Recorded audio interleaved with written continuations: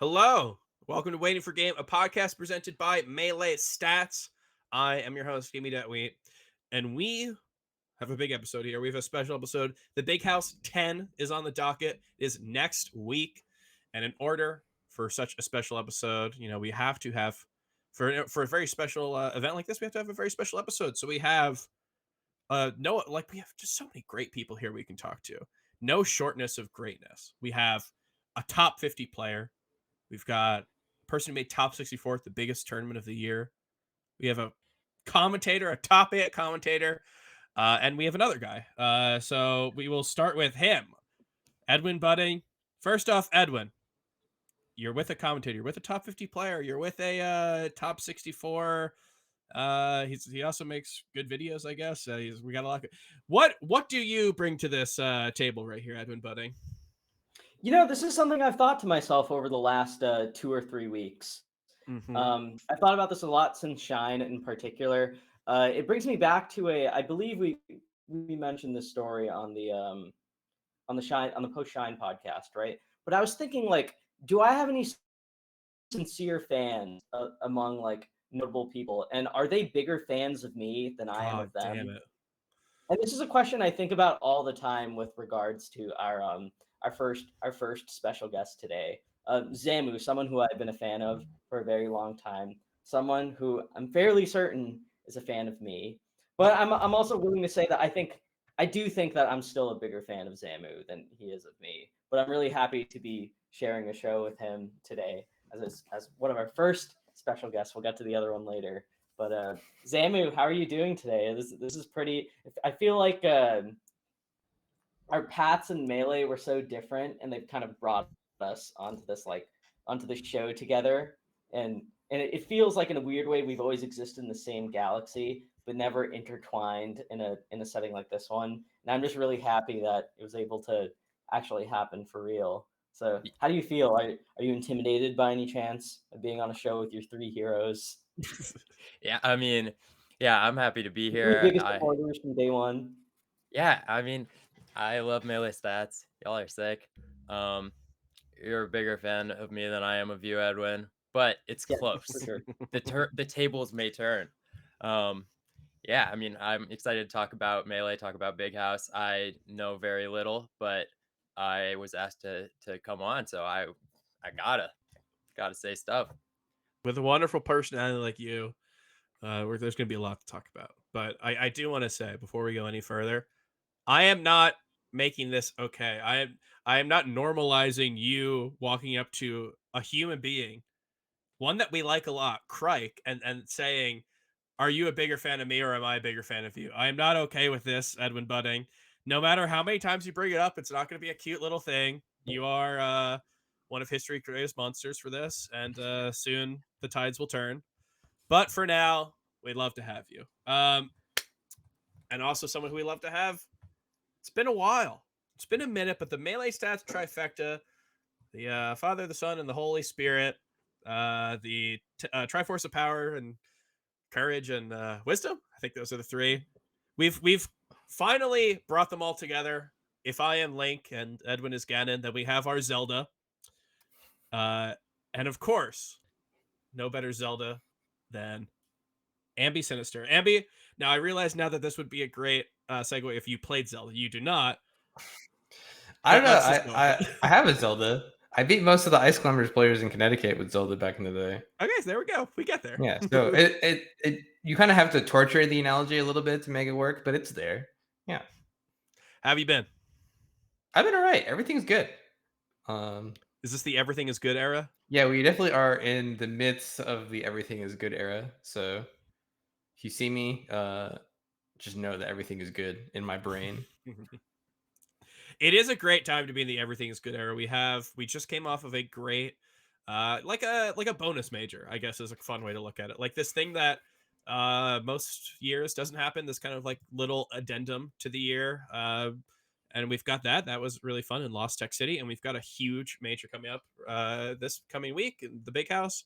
We've got stuff further down the line. We've got a really weird couple weeks of a lot of events in a lot of different places in the world, but obviously let's we've can't talk about them all. So let's start at the one that we just came off of. We just arrived physically for me from Lost Tech City. This was another journey to Texas this year. For whatever reason, 2022 has been the year of Texas, and I don't know. I want to hear some thoughts on it. So Zamu, this was an event. Obviously, you did not go. How do you look at these types of events as someone of your caliber from a like a spectator perspective? Yeah, I mean, it's fun to watch Mango Fox for sure. Um, True. I really like watching Fox players. And so I just like was really excited to see what Mango is gonna do, right? Like, who knows? Is he gonna play Falco? Is he gonna play Fox? And then other than that, it's like I get to cheer on my friends. It's like, let's go, Salt. Salt did great, and like so many people just like did well, and that's cool. But I mean, other than watching Fox sets, I don't know that I care too much about the spectator experience for myself. I like Fox. It's a vibe. I think we got to see a pretty good amount of Fox, and we got to see a pretty good amount of Fox winning. Yeah. That's rare. That's rare these days. Yeah, Also Wizzy. I love Foxman's watching not. that guy. Yeah, that Easy, guy's yeah. sick. Abby, you're saying what? I want to hear. Well, Abby Sinister, what do you say about Fox mains? Yeah, no, I do think that Fox is in a very interesting spot right now because I think that like in terms of the meta, like Fox is doing great. Like Fox players, they're having some sick gameplay. They're performing well. They're actually placing high. You're beating the Marths. Fox players in real life taking hella L's, dude. You know what I'm saying? Like very hard to see Fox players in the world, in the midst of I have this thing where like the better you play at Melee on a particular day relative to your like skill level, it's like inversely correlated with your like mental health, right? Where like if things are really bad, you're like in the grind, you're super playing well every single day. You're playing for like 15 hours. You're like cracked. You haven't slept in 15 hours. And if everything's good, you're doing something else, probably. I don't know. But Zuppy yeah, said so that today, I think. yeah. So I think that the Fox players doing well kind of makes sense from this lens because they're all having a miserable time. But that's nice for me because I get to watch the Fox players play well. So I Yeah. like that. I mean, I would like to say we have seen some bounce backs from these Fox mans, right? Just today we learned that Josh Mann is a little ahead of schedule in terms of his recovery. So I will think that's a good thing instead of, the best thing is not getting his arm broken, but that's fine. Similarly, IBW is going to be back from his hand issues, and there's this Fox man in New York who I think is having a really great time compared to what's been going on recently for them, but obviously no need to continue with that. So Edwin, I want to hear about what you think about Lost Tech City because you are someone who you've got a lot of feelings about me on the mic. I commentated top 8 here for all of you who don't know. So give me. I know it's either going to be right here on the podcast or it's going to be in DMs. So for the sake of content, just give it to me right now. Give it to me. Give it to me straight, Doc. I can take it. Just about you on commentary, or just like watching. I the want to hear event? about your entire your thoughts on the entire event, of course. But I know that you are going to evaluate my the value that I bring to Melee. I know that it's going to be in a spreadsheet of human beings. So I might as well hear what my entry is. All right. Well, I enjoyed listening to you on commentary. It's always a pleasure seeing seeing events, fly my friend out to commentate. I think the perspective you bring, the approach you bring to any top 8 is really valuable, and I think it's unique in the scene. I think more tournaments could use that kind of approach to have someone there to provide stats, storylines, specific things about players, what to look for, and specific matchups that are easy to follow for a universal audience. I think that kind of stuff is really welcome. And I for one, during top 8, I really enjoyed listening to you, Phil, and Zoo talk to each other. It's kind of like I forget who coined the term. It might have actually been you, Wheat, but it's like the 2.5 men commentary style where it's like, was it you? It was someone else. Someone said 2.5 men, and I thought it's very funny because it's like in between sets, I feel like you give a lot of good detail on kind of what to expect from the viewers. It's always kind of and the things it's never too like it's specific enough to be memorable, but it's not too granular to like not be understood, which I really enjoy in commentary. Like you mentioned something like win rates on certain stages, I think is something that's particularly like not always pointed out in commentaries of top eights, and you pointed that out, which I think is very good. I think I think Zoo, especially for his commentary, I actually was quite impressed with him this event. I thought he came very prepared. I thought he did a good job setting up the players, talking about like the experience of being in a certain situation that a player is in, and talking about what's going on through the players' heads and everything. So from that end, I enjoyed watching the top eight. I thought that was very good. But I will say, as someone who is very supportive of CEO as one of the big Panda events, I mentioned my hesitation with a lot of the Panda circuit, and I brought up a lot of positive feedback I had for the CEO event. And I have to say, I think the day one and day two experience of a 3-day major with 139 entrants, I gotta say, I want events like this to happen. For selfish reasons, I want my friend to be flown out to them and to contribute the way he's doing.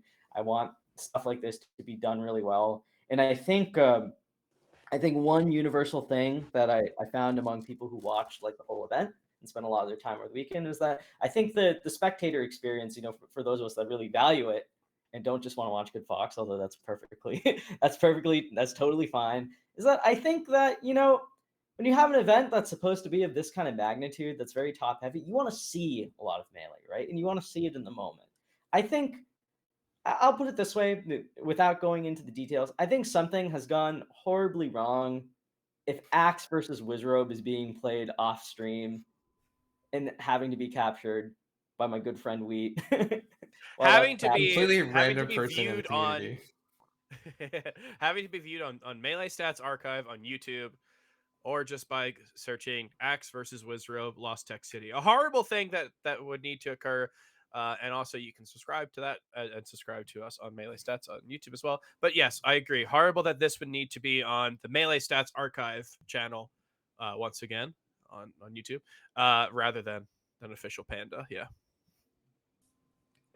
And I just think that like in general, I was really I don't know what it was, but like for a 3-day event for like 139 entrants, like they didn't even stream like doubles top 4 when they got Mango to enter. It's like, dude, this happens once a blue moon. Like you're not gonna get Mango and doubles on stream. Like I get it, right? Like I don't like playing doubles. I understand why people are not crazy about it.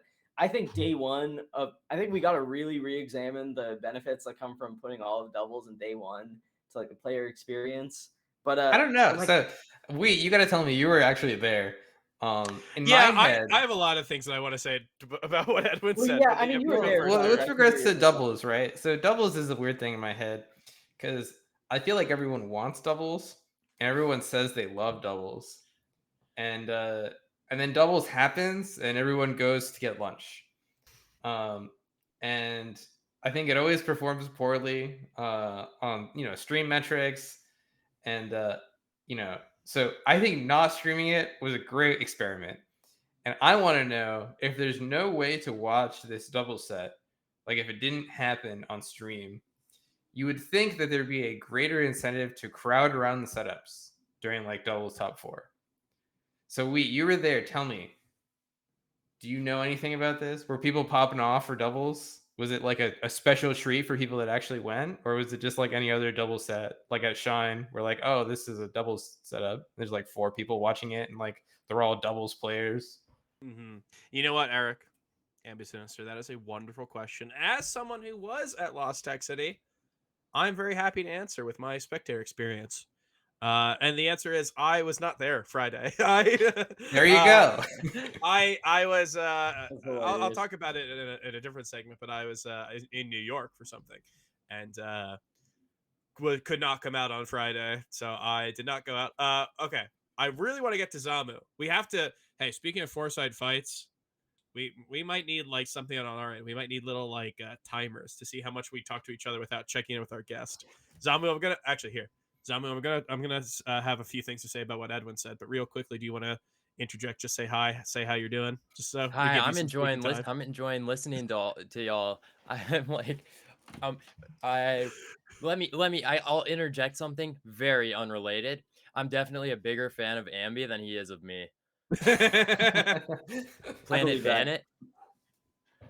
Sick. And then I guess later in the episode we'll find out about me and Zamu. Who knows? But for Oh, now, that Edwin, was still on the debate, I guess. I Yeah. have a couple different things that I want to point out about what you said. One, and Ampy backed me up on this. He is not this nice to me in private as he is in public. He said he loves my commentary and he wants me to be flown out tomorrow. That's not how he talks to me in private. He actually talks to me in a very disparaging way. So I thought it'd be great content to have you talk about how I was on commentary, but Yeah, instead they actually just in had to. private, I'm like, wait, you got this wrong. Like, this is not acceptable. Like, you cannot do this. No, blah, you blah, blah. don't do that because he doesn't get that type of thing wrong.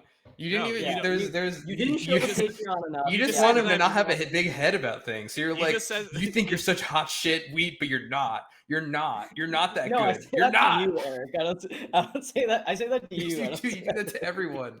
This is just a quick insight into how Edwin treats his friends and coworkers and everyone close to him. But yes, I do want to talk about what happened at LTC, and this is something. So, peek behind the curtain. We have the wonderful JDMH as our podcast producer, and I'm sure he is yelling right now as someone who works Panda events. And I don't want to, peel back the curtain too much on what was not an event that I ran, and also, I mean, I don't think I was that kind to Panda Cup when it got announced. So I'm not like going to be a shill for them, but I will brandish my white knight like sword and shield, and I will say that this is a bracket or not a bracket fucked. They got a venue fucked bad, and like with a new venue, that's hard for me to be like, well, that's your fault. If this is a venue where they ran stuff before, and then it's like, yeah, maybe you should have talked to other people before, found out what was going on. But yeah, it seems like that was a situation that if this happened for like any event, I think that it happens like that as well. It's like it just kind of sucks that this is an event that it's a 3-day event with like 150 people, and it will like it stuff like this does happen. So yes, I do love the idea that they are like intentionally not streaming doubles on Friday, and let's operate under this assumption because this is more fun than like contracted workers, like unionized workers resting on their laurels. Let's act like they decided not to stream doubles, and you know what, go for it. I don't think this is a bad idea. We have a lot of people out there, all Marth mains for some reason, who act like they know all the ins and outs of scheduling, and it's interesting idea. And I do think that we have a void when it comes to Friday stuff on Friday. Because right now, if you watch a major, you're going to watch doubles on Friday, and in 2022, doubles grand finals will consist of a smattering of top 40 or so players who probably have teamed maybe once. Like that's probably what you're getting. So like the doubles is not something. This is not. You're gonna raise his hand. I'll get to you soon, my student.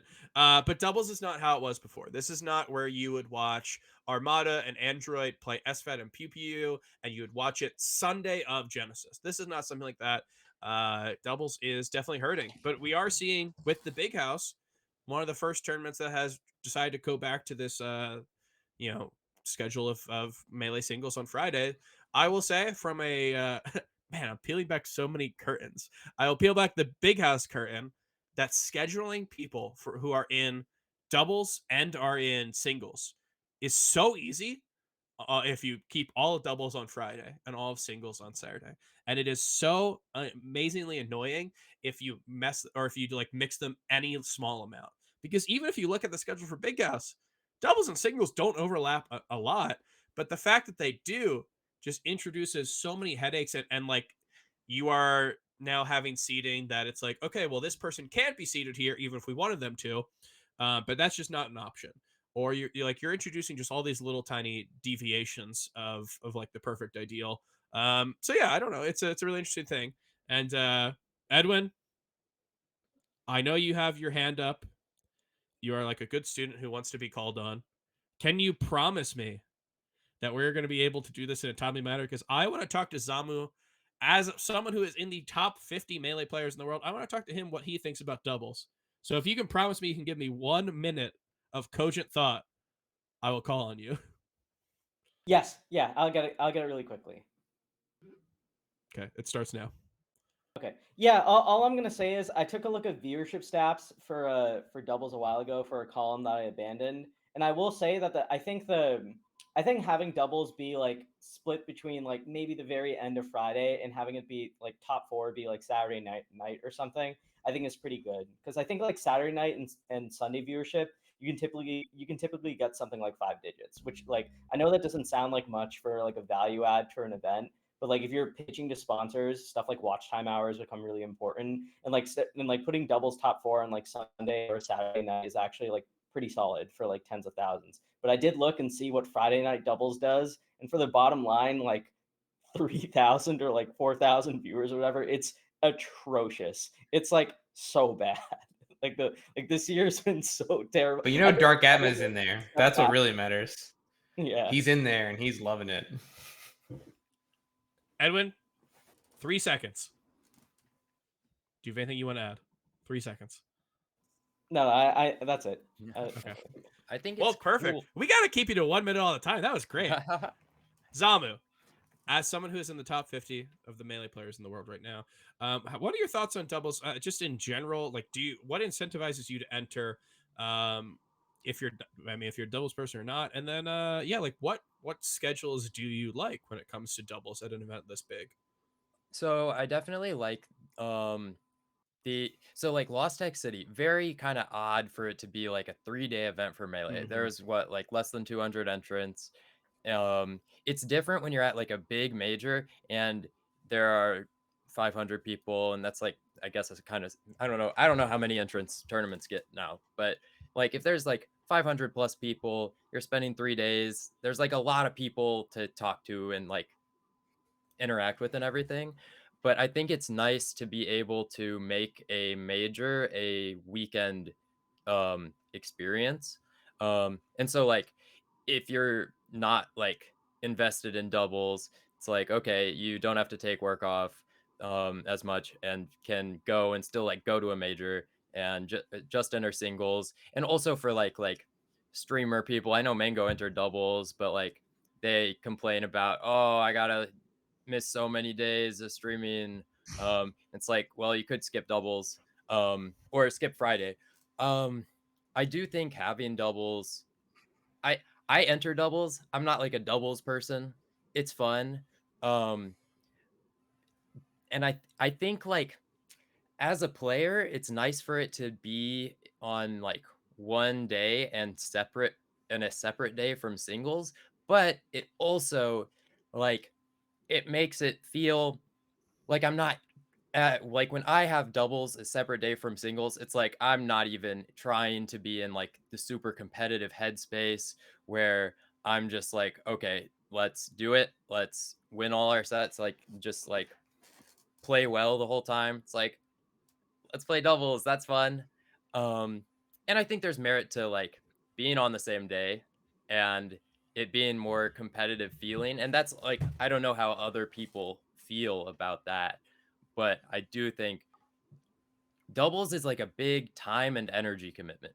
Mm-hmm. And it's nice to not have to do that, but also it's weird for Friday to be like a fake day at majors. Yeah, I always play worse when it's a separate day for doubles. I'm like, I'm gonna throw myself off stage. Let's go. This is gonna be a fun time. And I've it's just talked like to a how it lot is. of people on Fridays of events where it's like they're like, yeah, I only have doubles today. It's like already immediately writing off. Yeah, I can do whatever. I only have doubles. So I just like we can go drink. I just have to be here at a certain point. Like I don't really care what happens. It does seem to be lessened like that in a way where yeah, you're right. I mean, like, even if they might not care more about doubles necessarily in a vacuum, if it's on the same day as singles, I think definitely it like feeds off of that importance a little more. Yeah. Edwin, did you not raise your hand? I thought I saw you raising your hand. I did, but we can move on. I feel like Okay. I was going to bring up something like kind of like as an outcome of having doubles on Friday, but it can kind of like spiral into a whole other discussion. We can move on. Cool. All right, awesome. And I think we do have a lot to talk about here. So I think it is a good idea to move on. Let's talk about the bracket that we saw here at Lost Tech City, because as much as we mentioned, it's only like 150 people here. This was a pretty fun major. Maybe this is just how I viewed it. As someone who did not go very last minute, until last minute, maybe my idea is this as like an add-on major, as like additive to the year instead of something like Shine or Riptide or like various things that we see as institutions. This was like a really fun thing for me. This was an event where I did not expect a lot of it, even though they put up $5,000. I think they put up a pretty big prize pool. It's a Panda Cup event. It is a Smash World Tour Gold event. Despite all of these little things, it became pretty clear early on to me, at least, who is one of those weirdos who checks Start GG all the time, that this was not going to be another major, like another like super major that we were going to have. So it seemed to be pretty fun for me. I'm glad that we got to see uh like another mango plup tournament before Big House. That is so cool to me. Like having all these really cool sets that were like pretty close in top 8 was really fun. To me it struck me as kind of like a what the fox situation, what the fox 2, like these tournaments that I don't think would be like it would make it in the long term, or I guess we still have to see. But this type of thing that just like it adds a little fun thing to the year. And no more fun way of doing that than having the top 8 that we had, which was Plup and Mango going absolutely off. But before we get to that, I want to talk about SFOP. So we have 2 Fox mains here, and one, and hey, and 2 Fox enjoyers. I don't know I don't know who would be the non-Fox enjoyer. We've got 2 Fox mains and 2 Fox enjoyers. So I think that we are all excited to see SFOP shine here. But yeah, Zamo, do you want to yeah, true. Do you want to talk about SFOP a bit? Because I'm sure that the people who watch our podcast know all about him. But do you like what's the deets on him? Yeah. SFOP is like so sick. One of the possibly the fastest, and I never know what people mean when they say like a fox is fast. People call me fast. I don't know what that means. I am fast. Like I know I'm fast. I feel it, but I don't know what that means. SFOP is maybe the fastest fox on the planet. He is like, people have said like kind of he's like the Bobby Big Balls of Fox or something, which is like they press buttons quick and they shine a lot, you know. SFOP beat Kadoran, which was really cool. Insane set. Like Kadoran beat Kadoran a lot, but SFOP did what he had to. And then yeah, SFOP is from Dallas, I believe. And he has the Texas power up. Last low tide, or maybe the first low tide, he beat S2J. You know, Beat Null. beat Null. Beat them both, yeah. Yeah, he's just a player that not many people know of. Not enough people know of. That once you see him play, you're like, how have I not seen this guy? It's like crazy. I think it's pretty clear how we haven't seen him, because this is his first event of the year. Wow, Like he might have had a Monday Night Melee here and there, but even then, he has not really attended locals. For someone who was a locals fiend last year, and was an online fiend throughout most of the pandemic, we really haven't seen a lot of them. So this was an event that I think he ended up going pretty last minute. It was around the same time as him getting signed up for the Ludwig LCQ.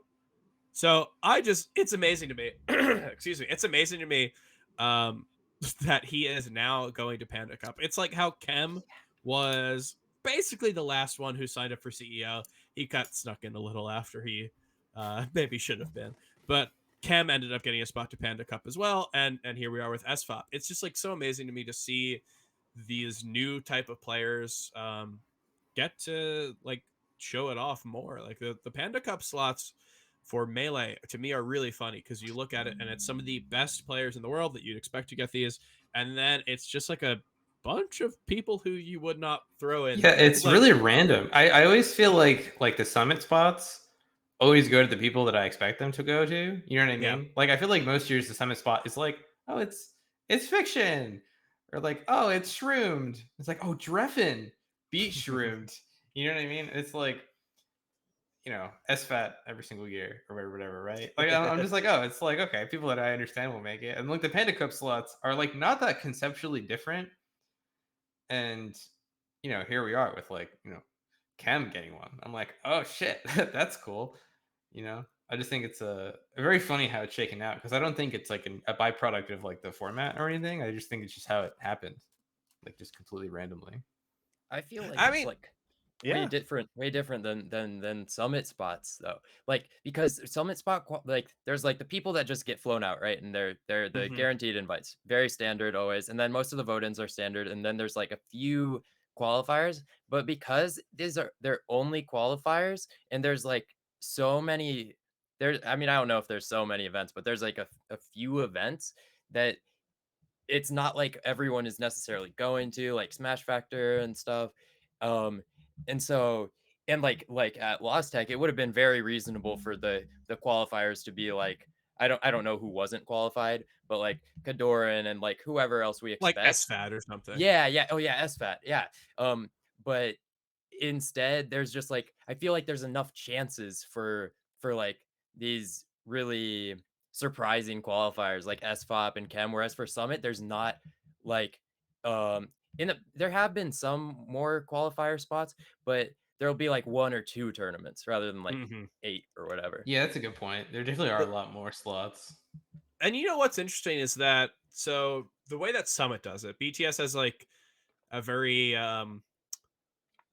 like they've got a very long history of doing some of the biggest events, and if you get the slot at the big house, you probably need to get like ninth, maybe that's like the lowest that you can get and get the slot at the big house, I believe, for this summit, which is a big undertaking. I will say, to get ninth at the big house, it's going to take a lot to do that, and you're right, you probably will have like your more uh, conventional top players do that.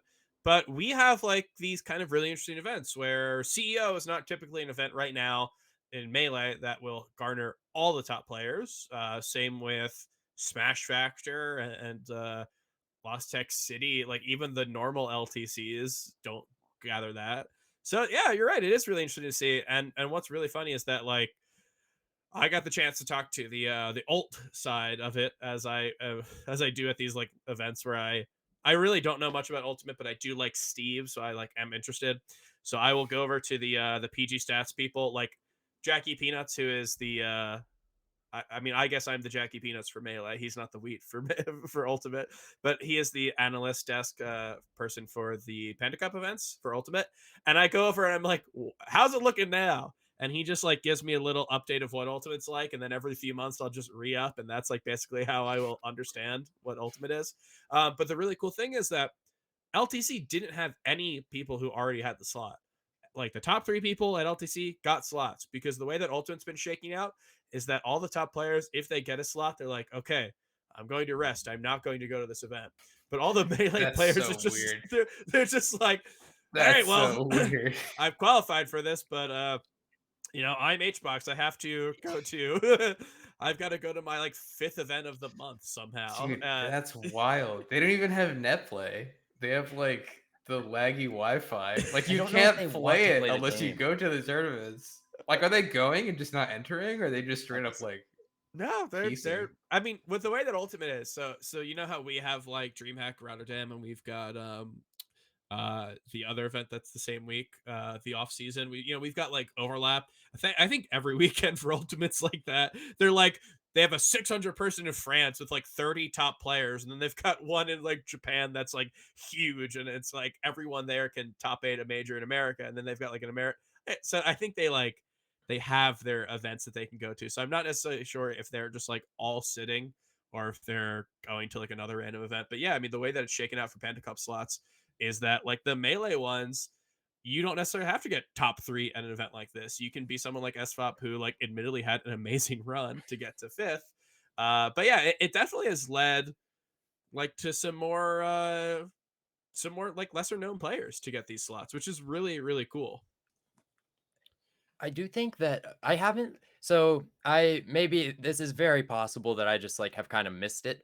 I haven't felt like melee players are going to events because they're like trying to get a Panda Cup slot, or like I feel like melee players have not really been doing the circuits like as circuits. I know for myself, I'm very like specifically trying to do that because I don't want to like care like, oh, I need to go find a Smash World Tour silver event. Like I just did not want that. And also like I wasn't sure like what I wanted to do with competition and stuff, but even like others that are like really all in competing, I feel like I haven't it's just not something I've seen or heard is people like caring specifically about like going like shaping the events they're going to go to because of that. They just like sick. I'm in Texas. I'm going to go to Lost Tech City. I'm going to get 5th. I'm going to qualify for Panda Cup. Sick. I think some people are, and there's a really big vibe Ben? difference. Well, I think the more funny one to me is I know BBATS was like that for a little bit, especially with Smash World Tour. They were like tweeting every week. They were like, "Oh, I'm like 100 points by the threshold. I don't know what I'm gonna do. I gotta find another silver." And then they got like 4th at Fate, and they got like 30,000 points. And then they tweeted like themselves in 4th place, and they're like, "I don't think I have to worry anymore. I think I'm okay." So I think some people are like that, but I think that I've spoken about this in the past, where I think the circuit is really funny because both outcomes, like the people that qualify through like points or like non-qualifying placements, um, you're either going to have like infinity points and there's no way you're not going to get it, or you're going to have like 0 points and there's no way you're going to get it. And then there's like the 10 people in the entire world that are like on the bubble, like really close to getting it. And like those are the people that are stressed out all the time. And then like the qualifier spots are like the complete opposite, where it's like it's not even useful to think about them because you're either going to get them by playing really well at that tournament, or it's not going to matter at all, right? So Yeah, or it could come into play for the panel, which right now has like it's just so amorphous where it doesn't even yeah, necessarily like what does well, that mean? Like who yeah, you how you like what events will impress this panel? Who is the panel? it's yeah, it's just like you like did the panel like this? I just got 9th place. Does the panel approve? It's like yeah, you're right. There's nothing. It's so funny. It's a big binary because there's either like you're in or like you have no idea. Uh, What yeah, is the panel for? Panda Cup has a panel which is I called it mango proofing, which now they Yeah, I don't was have to worry literally gonna about. say that. But it's like this. So I forget the number of slots used to be like 14. I think that might have changed because there might be more LCQ slots up. But basically, their ultimate like has a online leaderboard of all these events every week, and then Melee does not Melee. Let me look in the camera. Melee does not have online. So we are not able to Yeah. have an online leaderboard. So instead, we have a group of experts who I don't think has been revealed or approached yet, Decided. of people who they kind of like pick. Like this person did really well at these events for Panda Cup, and then decided that. So yeah, we'll see. It is going to be interesting to see like what that even amounts to, or like who gets chosen for that. But at this point, yeah, if you are a player, there's like no way to know what that means. You can't even think about that. You just have to go, okay, well, I guess if they select me, I will I will find out. It's such a weird thing, but it's cool that we have these. It's Mhm. like so you're right, Zamu. When you say that people don't talk about this as players, you are so absolutely right because I have talked to some players about like what are upcoming events, and they have no idea what it is. Aklo talked to me like a couple of weeks ago, and he was ooh sorry. Every time I bring up Aklo, I get a little congested, I guess. But he asked me like what's going on with the Smash World Tour, and I'm like, so it's been going on for almost the entire year. there's been a ton of events with points, and you have entered like one of them. So I think that's not gonna be something that you're gonna get invited to this year. But yeah, I mean, like I think there's a lot of things. Melee has not had anything like this. The idea of like the top 100, people say that it does not incentivize people to enter things, which is a whole different can of worms. But has obviously like had people pick and choose events that they want to go to. COVID's a thing, I guess you can also bring up. Like, right, there's a lot of reasons why we don't see people like jumping to go to every single event. And yeah, because of that, like it's funny. People are just not really necessarily picking their events based on if it's Panda Cup or if it's Smash World Tour. They just kind of are going to go to the events that they're going to go to. And if the panel looks at Big House, then that's like a bonus. It's definitely interesting. I do think that there's something to be said about the fact that there's two of them. Yeah. Because I remember when Smash World Tour like was announced, like well before Panda Cup was a thing, people were like worried that this was like a VGBC power play type of deal to like artificially inflate the importance of certain tournaments over others. It's like, oh well, you know, you guys just want to put Double Down, but as the same level as like Genesis, but like you're trying to purchase it with this like circuit that like, you know, doesn't consider the tournaments of your competitors as important or whatever. And then like another circuit came up which had like a completely distinct set of tournaments which was partially overlapping. So as a result, it's not like, okay, well, no tournament is now inflated over another because like whatever you go to is going to count towards one of the circuits. So it's, just go whatever, you know, it's like, it's very interesting that that's the case because I feel like they kind of work against each other in that way where like no one really will elevate the importance of a tournament based on its membership in one or both circuits. Which is good. I wonder if that's it works out well, I think, for the community at large, but I wonder if that's like a byproduct. You know what I mean? Like if there were only one of the circuits, I wonder if the landscape would be different at all. Or no, maybe not. I don't know. I want to hear Edwin's thoughts about this because I'm not sure personally if like Smash is accepting of these types of circuits. And like we seem to get drawn more to the big events. And like the prestige that comes from winning Smash World Tour is nowhere near the prestige that comes from winning Capcom Cup. Like if we've got a top 100, you know, that decides who's the best players. This is dumbing down FGC stuff, but a lot of times they will basically just like have the Capcom Cup or they have Arc Revo or something. They will have some sort of event at the end of the year, and kind of like in traditional sports, they'll just go, "Okay, I won the event. I am now the best. Like this is indisputable, and I'll only be dethroned once the next person wins the big one next year." And Melee is like not conducive to that as something that we have in our community. Like we've just like not had something like that. And yeah, I think it's really interesting. Edwin, what do you think? Big note. Yeah, I think I mean, like I've written about this topic before, right? I've written about like challenges that the scene has moving forward. I think have the whole point of having a circuit, like, and I'm gonna really try my best to not go on a rant here. The whole point of having a circuit is that like you're supposed to create this like this is like a mechanism to incentivize people to go to events and to like care about them and to lead up into something really big.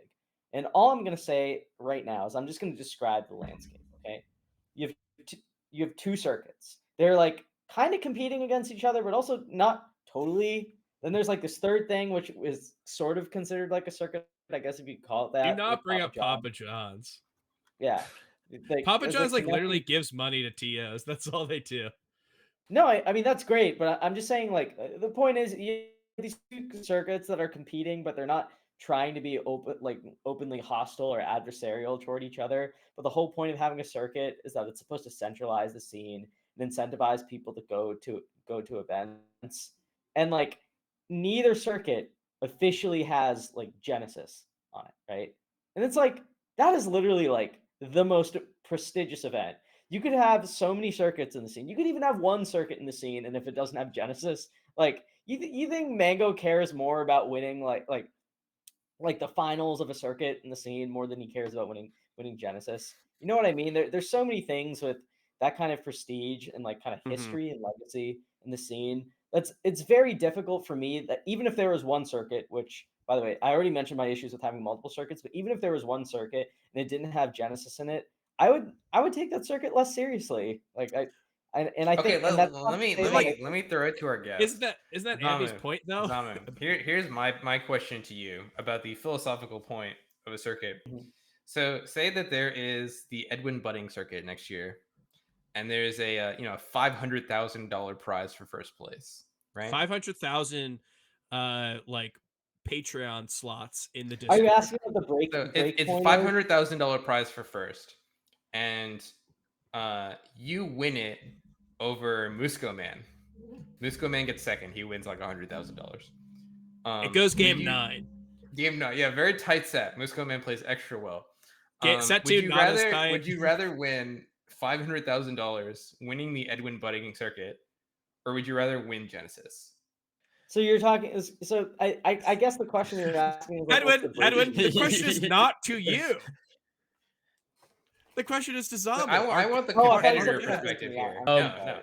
I mean, You're holding the circuit. Yeah, this is your money. 500,000, Okay, but I would rather win the Edwin Budding circuit. But this is similar to a thing we talked about on Four Side Fights, actually, where I was saying I would rather, even if the prize pool was the same, I would rather win the Ludwig event than win the Big House. Because I would rather win the thing where I get to play more good sets, more good melee, and just like the necessary consistent high level play that I would have to produce to like win all of the consecutive sets. But 500,000 for sure, I would care more about that than Genesis. Right. I think this is a very funny note to add to all of this, because I do think that people behave as if they all cared about Genesis more, right? And it nets out to be very funny because, like, Plup will win Smash World Tour, and he'll make like a very, very large chunk of cash, and like no one will care about it. No. It's like very weird to me because I feel like you ask this question to a lot of people, they're like, "Oh yeah, the money." I think Yes, the prestige is placed by the like spectator, more than necessarily the like that value. Like, yeah, it would be sick to win Genesis. That would be awesome. Like, but the competitor, I think, sooner will flip sooner, maybe. So I want to bring this up because I think Ambi has such a good point about this. And now I think we were describing the bracket of Lost Tech City, but have gotten very far. But I do love to talk about this. This is so fun. So I want to talk about Smash Bros. Just a little bit. I guess bring out my white knight, look, my different white knight outfit. I You put got on my multiple. different set of armor. It's like a crew. It's just like a little off white. I want to talk about Smash World Tour because you're right. It's so funny. The Smash World Tour prize pool is bigger than Ludwig Smash Invitational. It's bigger than the Big House 10. It's bigger than Smash Summit 13 was, and it's bigger than Panda Cup. And not only is it bigger than all of those by themselves, it's bigger than them combined.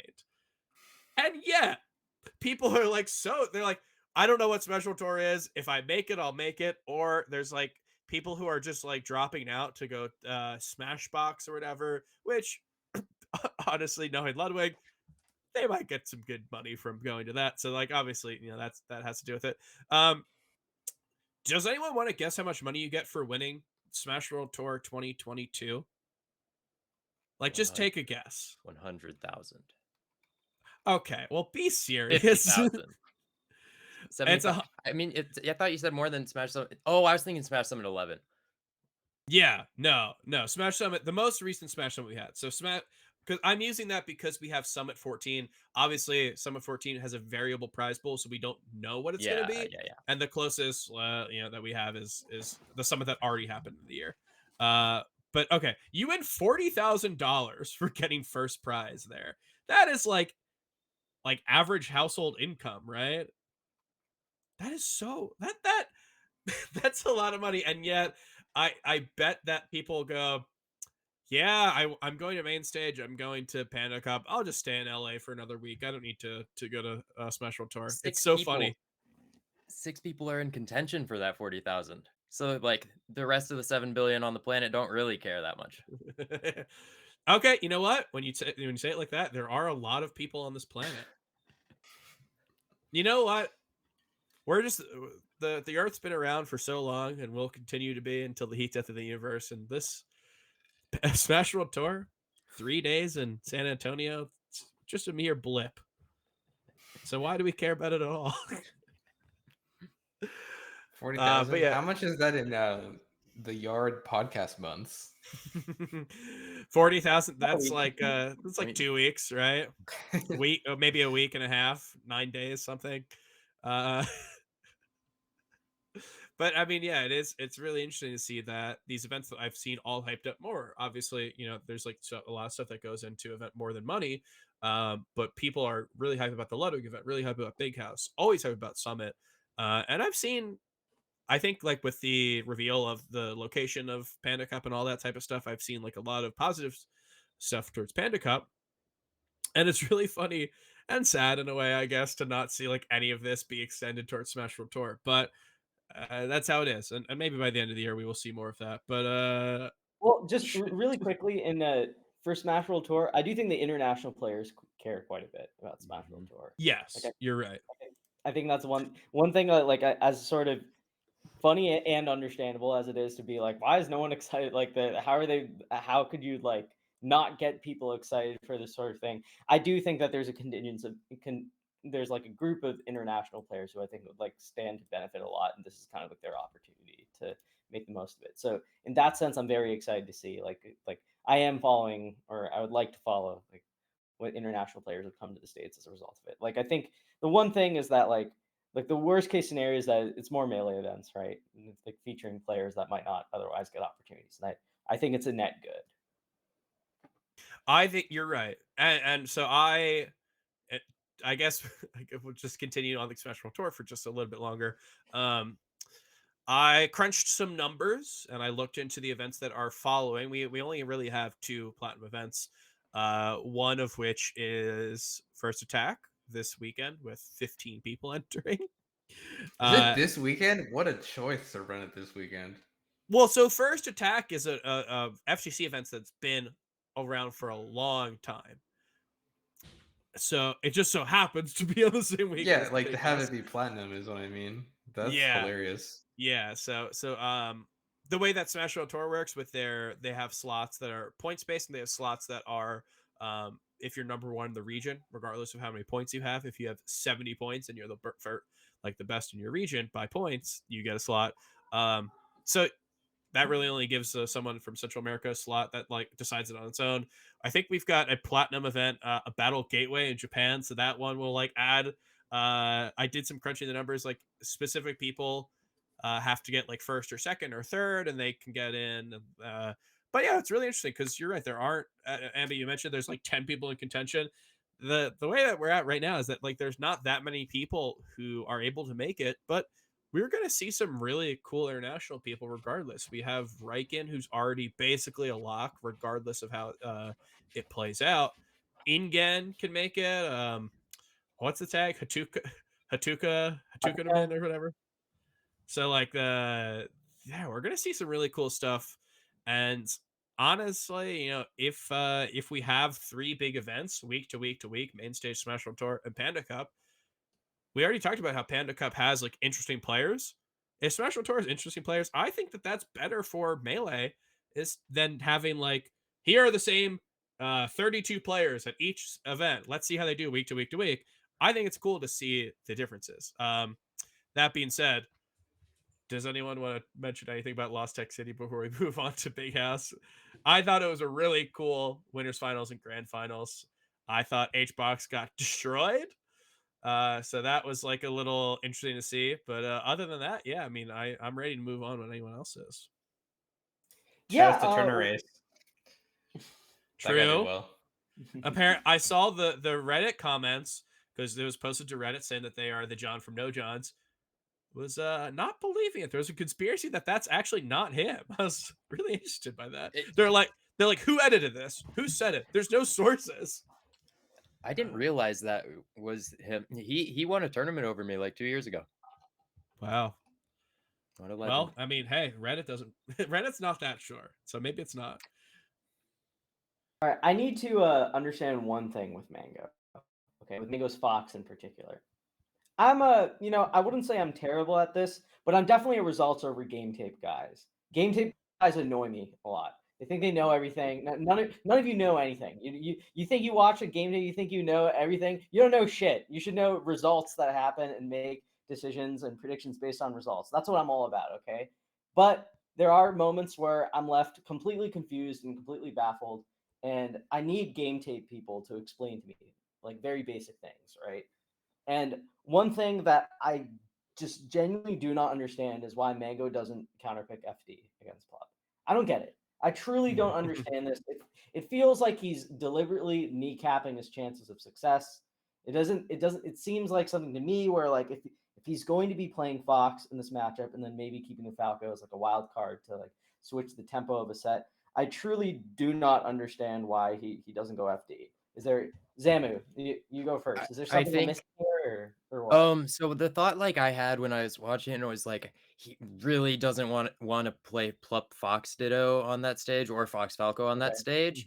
But like it's weird when he like does that versus like HBox sometimes too. He picks the Yoshis and then I'm like, come on, please, please. But I think that the Fox Plup Fox makes it not like super absurd to not go FD. I guess. Owned. Sammy, what do you think? What, me? Yeah. Yeah, I think So I think Zam was right about Plop, Double right? owned. Because You're getting owned a lot here, well, Evan. yeah, I I mean, need to understand. I need to get owned so I understand yeah. this. So I mean, I think that there's certainly debate because there's like a counterpick war that could go on with Plop on FD.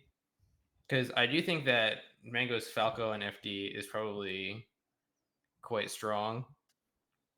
So I think that that's I don't necessarily know if that's 100% of the reason. Like I think that Mango would not be super afraid of that matchup by itself.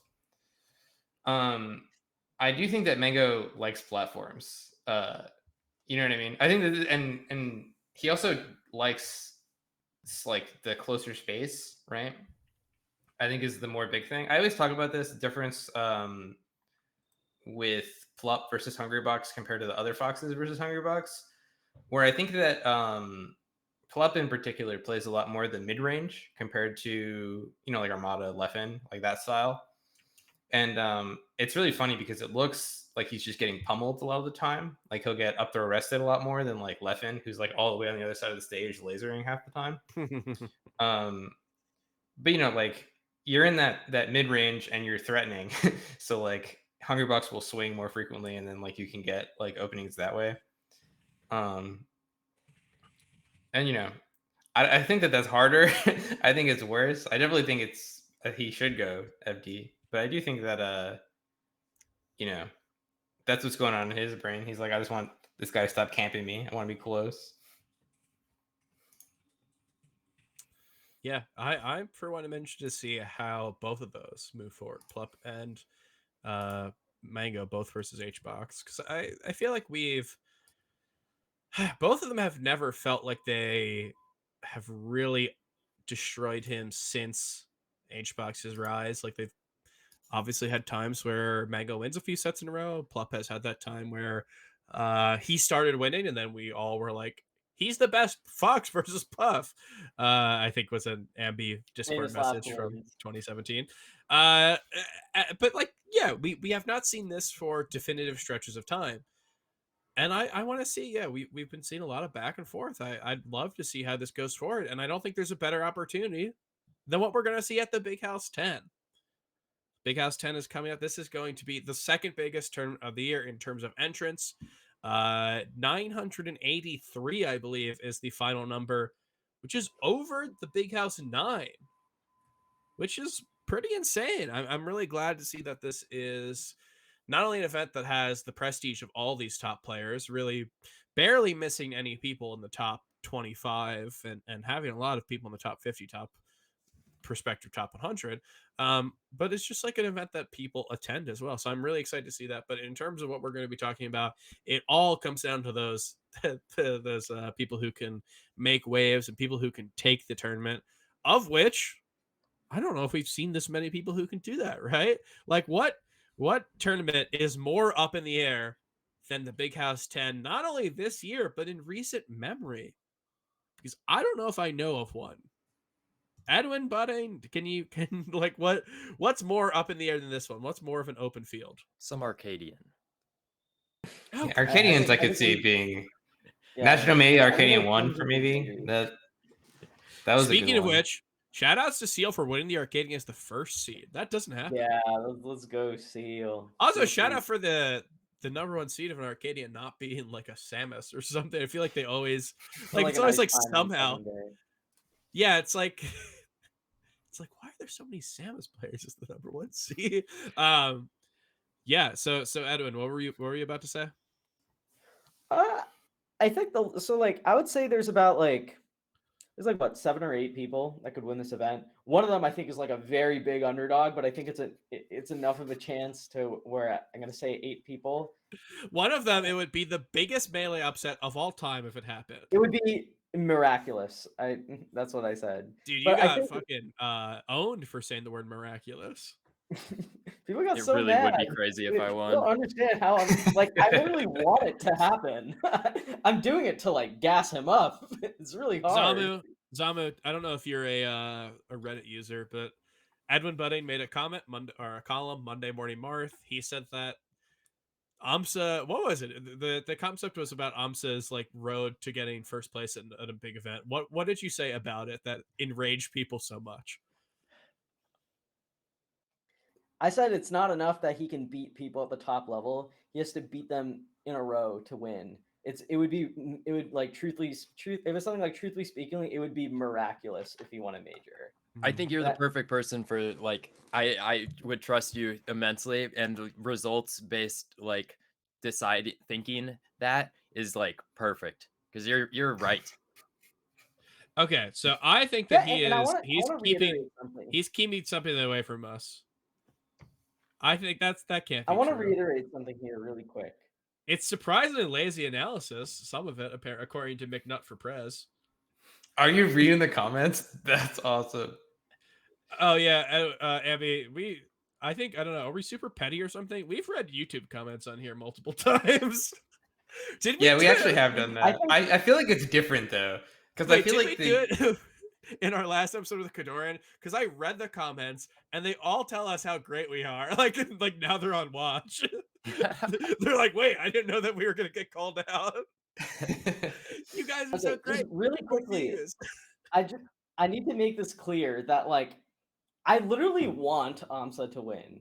Out of all the people at like the top level, I think an Amsa victory would be such a W for Melee. Like in so many ways, right? We've had this game that's been out like 20 years. We have this guy playing a character that we've constantly like doubted for so long. And I am contributing to that right now by saying that it would be miraculous.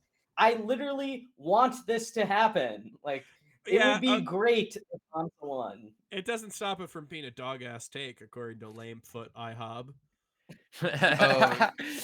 Dude, miraculous that a top 10 player wins a major. Maybe honestly, we're using the word miraculous a little too liberally. So he called. Okay, so I think this comment highlights just how cool the current landscape of Melee is, right? Because like imagine going back in time to like 2015, and like fucking some Yukon nerd writes a column on bignook.com being like, SFOP, there's no chance he wins a major this year. There's fucking no chance. He will never do it in 2015. I do not believe it will ever happen. He can beat Hungrybox sometimes. Maybe he can, back throw Shine Mango once or twice. He won't be able to put it all together. Everyone's like, why are you writing this, dude? He's not going to do it. We know he's not going to do it. And now so many people can win majors that the very idea of it being miraculous to win a major as like a top 10 player that plays Yoshi is like a take worthy of ridicule to the greater Reddit population. That's so And I just awesome. want to keep in mind, I said it was possible. I just said it was unlikely. I literally included him in the column as someone who can win. Yeah, Miraculous. I'm kind of on their side. Oh, here's a great one. Yeah, so the lazy analysis is bringing up lifetime records to dismiss some of Amsa's head-to-heads. He's 5-2 in his last 7 sets against Mango, which is way more meaningful to how you perform against him in 22, rather than his lifetime losing record, which is only 5-6. Huh? Yeah, you kind of got I want owned to here, also mention man. I made the case for and against. Like in the column, I mentioned like the case for Amsa to win, and in the case against, I bring up his head-to-heads. And I think those are Man, relevant. I'm kind of feeling that you're wrong here. I'm siding with them. Which part was at the beginning of the column and which part was at the end? It's like can't expect people to read very much. That's They're true. on Reddit. I shouldn't expect it. I've been doing this for like 4 years. You think I would have expected it by now? I like that. I like the reading Reddit comments because like you can maybe read YouTube comments under like the guise of like legitimate interest or something, but like Reddit comments, I feel like they're just like different. I love Reddit comments because I think Reddit comments are like they're like YouTube comments, but there's like a conceit that they're real, right? Because like you read a YouTube comment and you're like, this guy's Yeah, he that's might as well ridiculous. be a bot, right? Like there's one good YouTube commenter and it's SSB Seal. SSBCL. Yeah. Yes. Everyone else is a bot, right? But like Reddit, like everyone posts like, oh, I'm a community member and I have an opinion, right? And like every so often you'll get like Coffee or Marge or something, and they'll come in and they'll be like, what do you guys think this is relative to the status of the era of the 5 gods? Like, is it over? Is it still there? And what happens if Amsa's thinking about cucumbers in his set versus mango? You know what I mean? And everyone just engages with it because like that's just what they do I because think they're I pretty need to much the start same reading thing. Reddit. Yeah. Well, okay, only look for like I forget Coffee's Reddit handle, but his is really good. I wanna okay. I'm looking at the column. Hey, give it a click. Does that help us? I imagine can't hurt us. I open the column and it's talking about who can win Big House. Topical. Uh, the phrase the Edwin odds, all capitalized and as if it's a thing, gives each player odds to win. So Zane has 4-1 odds. IBW and HBox have 5-1 odds. Mango has 6-1 odds. Jmook, Leffen, and Plup all have the same odds, which is 9-1. Which That's weird. you're smoking a little pot here, man. What did you not see?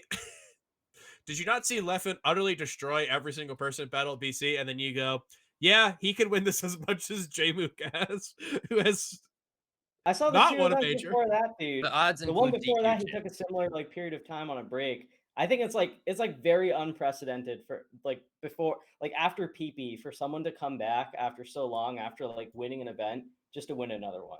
I think it's like really unlikely.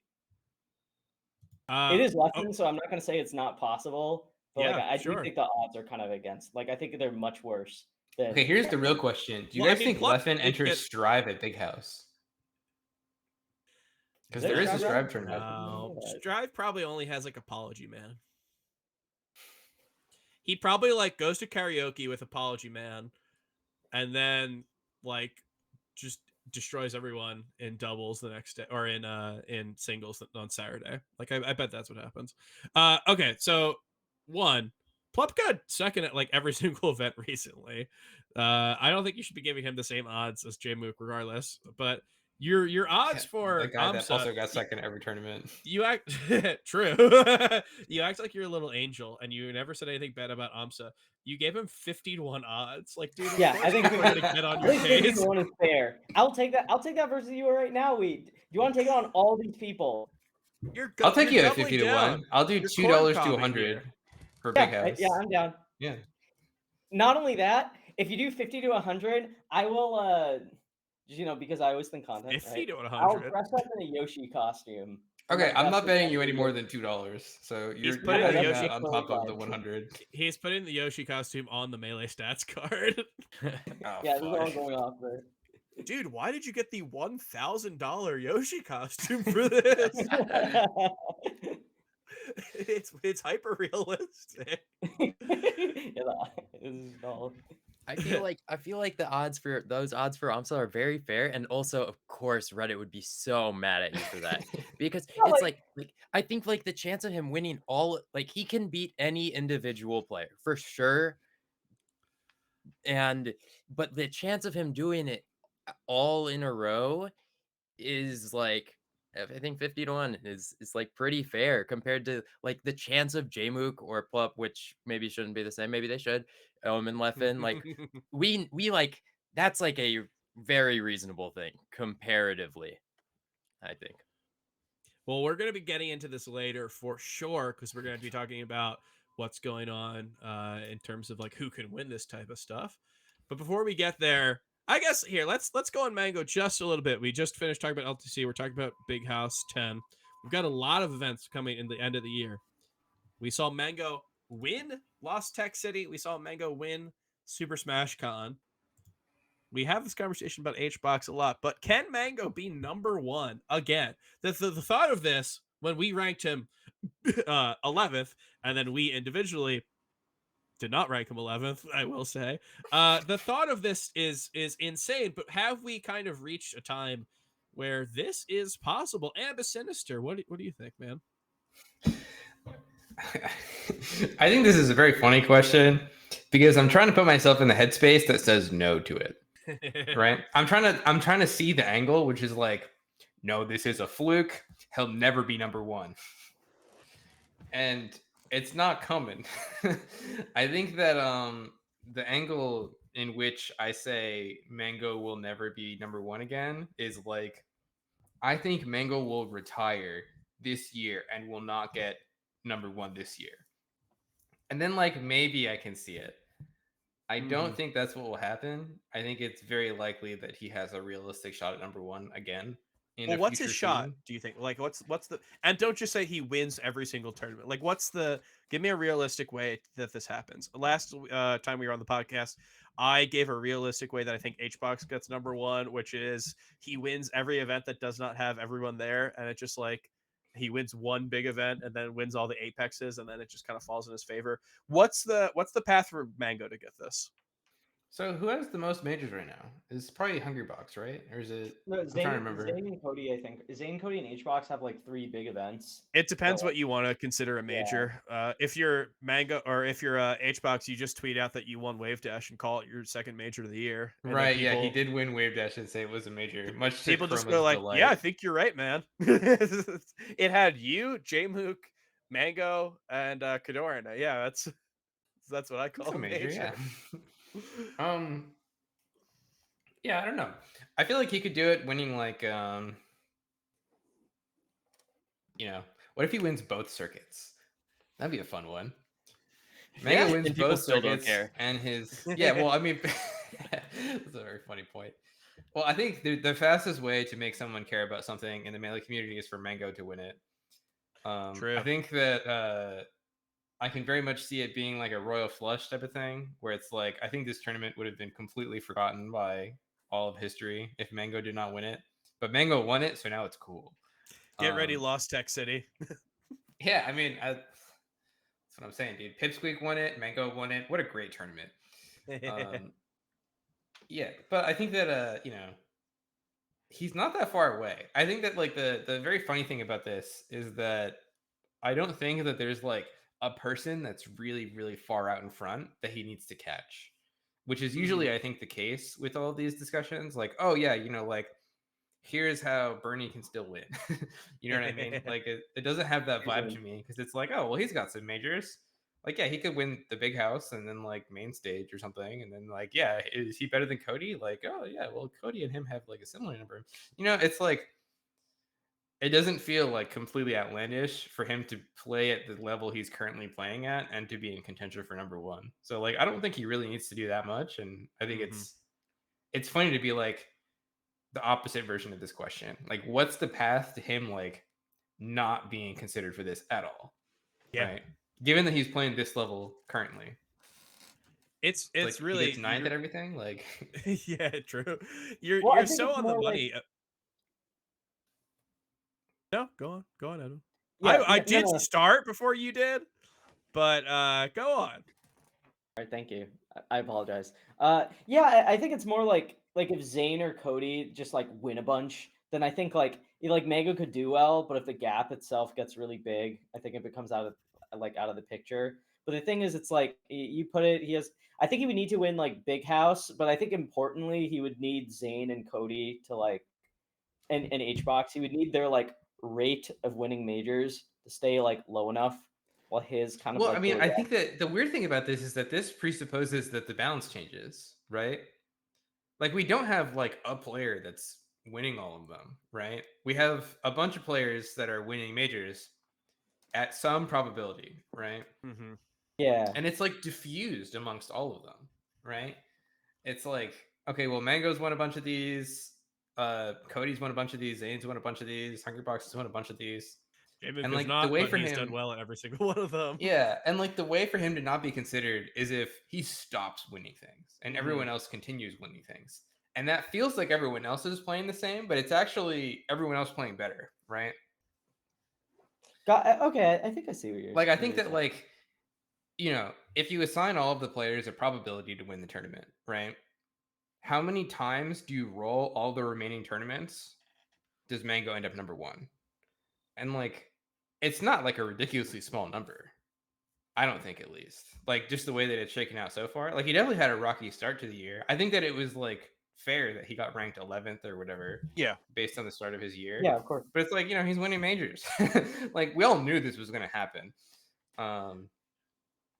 I think So- there's no better way that this is exemplified, that like how quickly this can change, than the Big House seating, which was made before LTC, and now Oh, the Mango. outrage that as it gets released after LTC, which is Mango as the 7th seed, which I will say for events like these, like you are trying to make stuff that you don't want to see everything you see every single week, and with multiple top players not here, and with multiple players who are here who have not played throughout the year, like obviously some of this is trying to secure some matchups, but you have number 1 seed, the guy who won Riptide, the last tournament we had, and got like second at one like a month earlier. And then you have the number 2 seed, which is Zayn, and it's the guy who didn't win the last one, but won the one right before that. And then you have the 3rd seed, which is Cody, who's the guy who won the last 2 things that he went to and just had a couple months off. And then you've got Leffen, who won the last thing that he went to and had one more month off than Cody. And then you've got like Plup, who got second at the last tournament, and then probably got second at the one before that, right? Or for him, or I guess he won CEO. And you've got J-Mook, who got what did he get? He got 3rd at Riptide and 2nd at Shine. And then you've got Mango, who got 5th at his last tournament, and then won the one right before that. So it's like all of these players, if I gave you those results without giving them in the order, it's so impossible to say that one of those has like a definitively better shot at winning at any of the year number 1. So yeah, I mean, like the little thing that we've seen is that we've seen 7 players who have a very good shot at winning, and one who has a 50-1 shot at winning. And what that has led us to is this thing that Amby's talking about, where like no one is definitively first. You are not trying necessarily. It's like you don't have to prove that you're better than like Armada or something. You don't have to like win every single thing. It's just like outrunning the bear, right? You don't need to be the fastest. You just need to be faster than, well, I guess everyone else. So maybe that's the wrong scenario. But like, yeah, I mean, if doesn't matter if you don't win everything. If you won one more major than Zayn, then you might have a better case at number 1 than Zayn does. And that's kind of the year that we're at right now. And the year that, like the only year that I remember like that in basically since I got into Melee, which is something insane. So yeah, I think the answer to this is Mango does have a pretty definitive case at number 1. It would require him to. I think we're right here. He needs to win the big ones. I think HBox can get away with not necessarily winning the big ones because his small ones, like the rate that he wins those are really good. Him not winning LTC did hurt that a little bit, but like, yeah, like if Zane wins one, I think his case is really solid and in a way that like Mango would need to win more. But yeah, there's nothing to make me think that like Mango getting 7th at the big house is just like suddenly means that he can't be number one, which is insane. Like that's just how it is now, I guess. Yeah, I think it's a real paradigm shift from like every other year that's ever been a thing for this game, Yeah. where there was like Imagine 2 people competing for number Armada one. gets 7th at an event with 2 months left in the year. You're like, it's over. He's not number one. Like, give it to Oh, God. HBox. But like, It's like Mango gets 7th, and we're unthinkable. like, yeah, Yeah, maybe. he could come back from this. It's, I mean, hey, that it's great to see it. That's just like such Even a sign the of the Melee being words healthy. Armada 7th place like just like filled me with such. I was like, this cannot happen. Okay, so sorry, sir. Here, I don't want to scare you any further. Let's stop this conversation. We can talk about something that can happen, and we'll maybe might happen is the better word, because I want to talk about some upset potential of players at the Big House 10. Like we said, this is an event that not only has some of the like the most stacked top level melee that you're probably going to see, but it has just like such amazing depth that we really only see at events like Genesis and Big House, where not only is every top 50 player there, but there's people who are all vying for top 100. You've got people who are like making cases for being breakout performances and being kind of like showing that they should have a spotlight for next year and stuff like that. So we've got a lot of stuff here, and I know the brackets for Big House just got fully released today. There were some pools that people were able to see, and I know that some people like kind of like rejiggered the seating backwards to find out what projections would be. But did anyone here get a chance to look at any of the pools? I don't know if that's something that we got a chance to look at just yet. So we have a lot of players who are here who I think can make really big waves. I guess here I will pick one. Ooh, excuse me. I'll I pick think one right now. Yeah, what's up? well, so Sunsei, I think, has good upset potential. That guy is seated like 37 or something, and I'm seated like 28, and we got to play. And I think that'll. I mean, like, it's fine for me to be seated above him, but he's like definitely just as good as me, if not better. But that's the only one I saw So you're for telling sure. me you're gonna lose? No, but that's like a 20, like he's just amazing. Yeah, I mean, it just goes to show like the type of depth that you have in an event like this. Edwin Bunning, what do you think? So unfortunately, I looked at top 24 before going on the show. I didn't look at each pool in particular because I didn't know how deep we were gonna go. But I did notice a projected Axe versus Pipsqueak rematch, which I would love to see how that Mhm. goes. Yeah, no, there's like the stuff that can happen at this event. It just like none plays Pipsqueak, and I know that we sponsor Pipsqueak.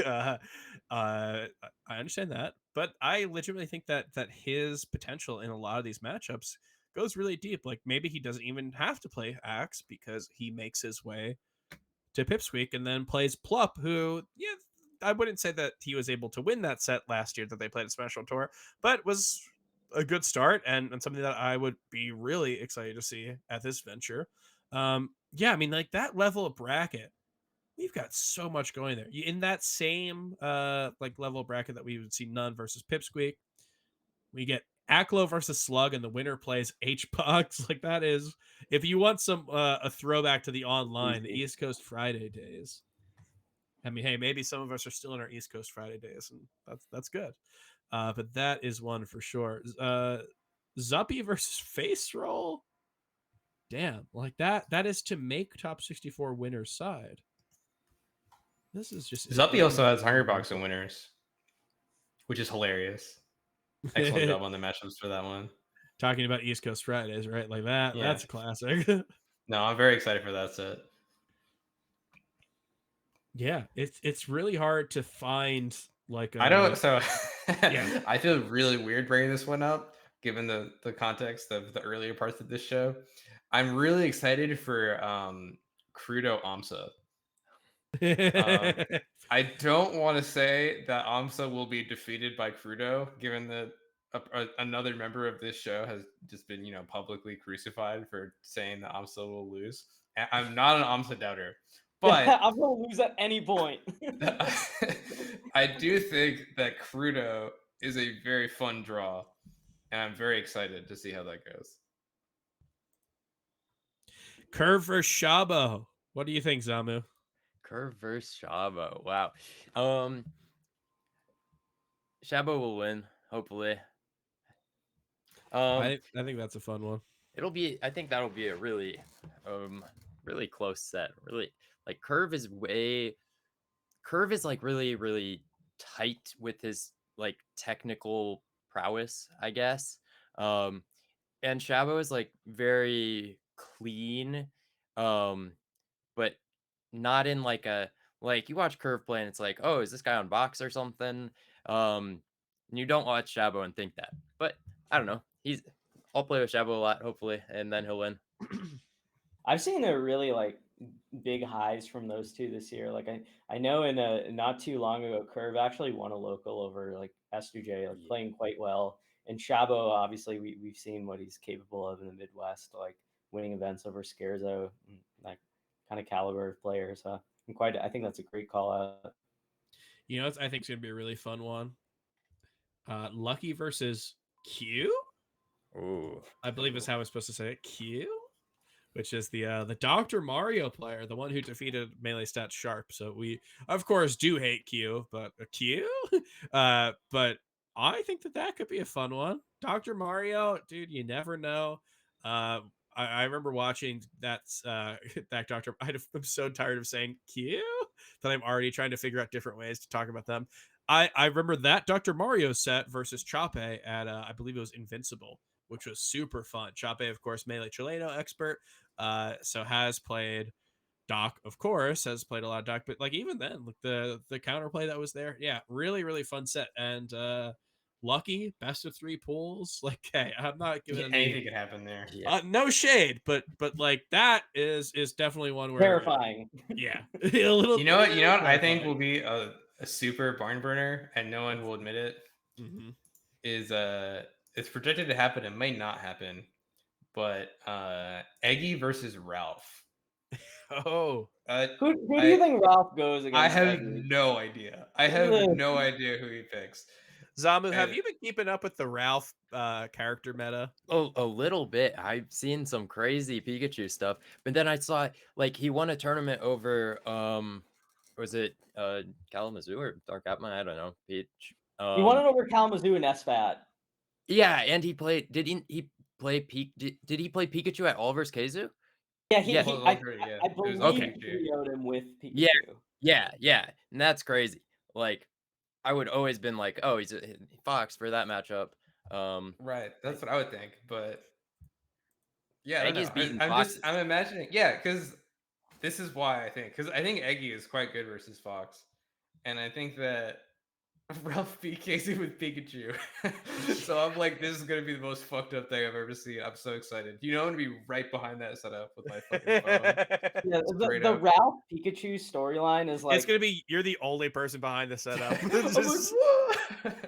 It's the most cursed storyline because like it was all fun and games when he was just beating like Umarth and Typhoon, right? It's like haha it's a Pikachu versus Marth. That's funny. Yeah, and that like I heard when Dark Atma won a tournament over him in NorCal, I was like, the reign of terror is over. Like, oh my god, finally someone defeated Ralph in NorCal. Oh my goodness, like thank heaven. And then I see like Ralph posting like a clip of his Pikachu and he's like, I love this character. It's like, oh my god. I like so when I first heard about Ralph's Pikachu, Ralph, a player who has definitely switched characters before, Fox Falco. Like we've seen them play a lot of different characters for a while. I mean, just those two, but like willing to switch. I saw the Pikachu and I was like, oh, this is like whatever, midlife crisis for a Melee player who is just like this is the buying the Maserati type thing. You are like, I've played this game for so long, I just don't want to I don't want to lose to Marth. I'm going to pick a different character. And like you see Fruit Loop. Like Fruit Loop went so many different characters right before he retired.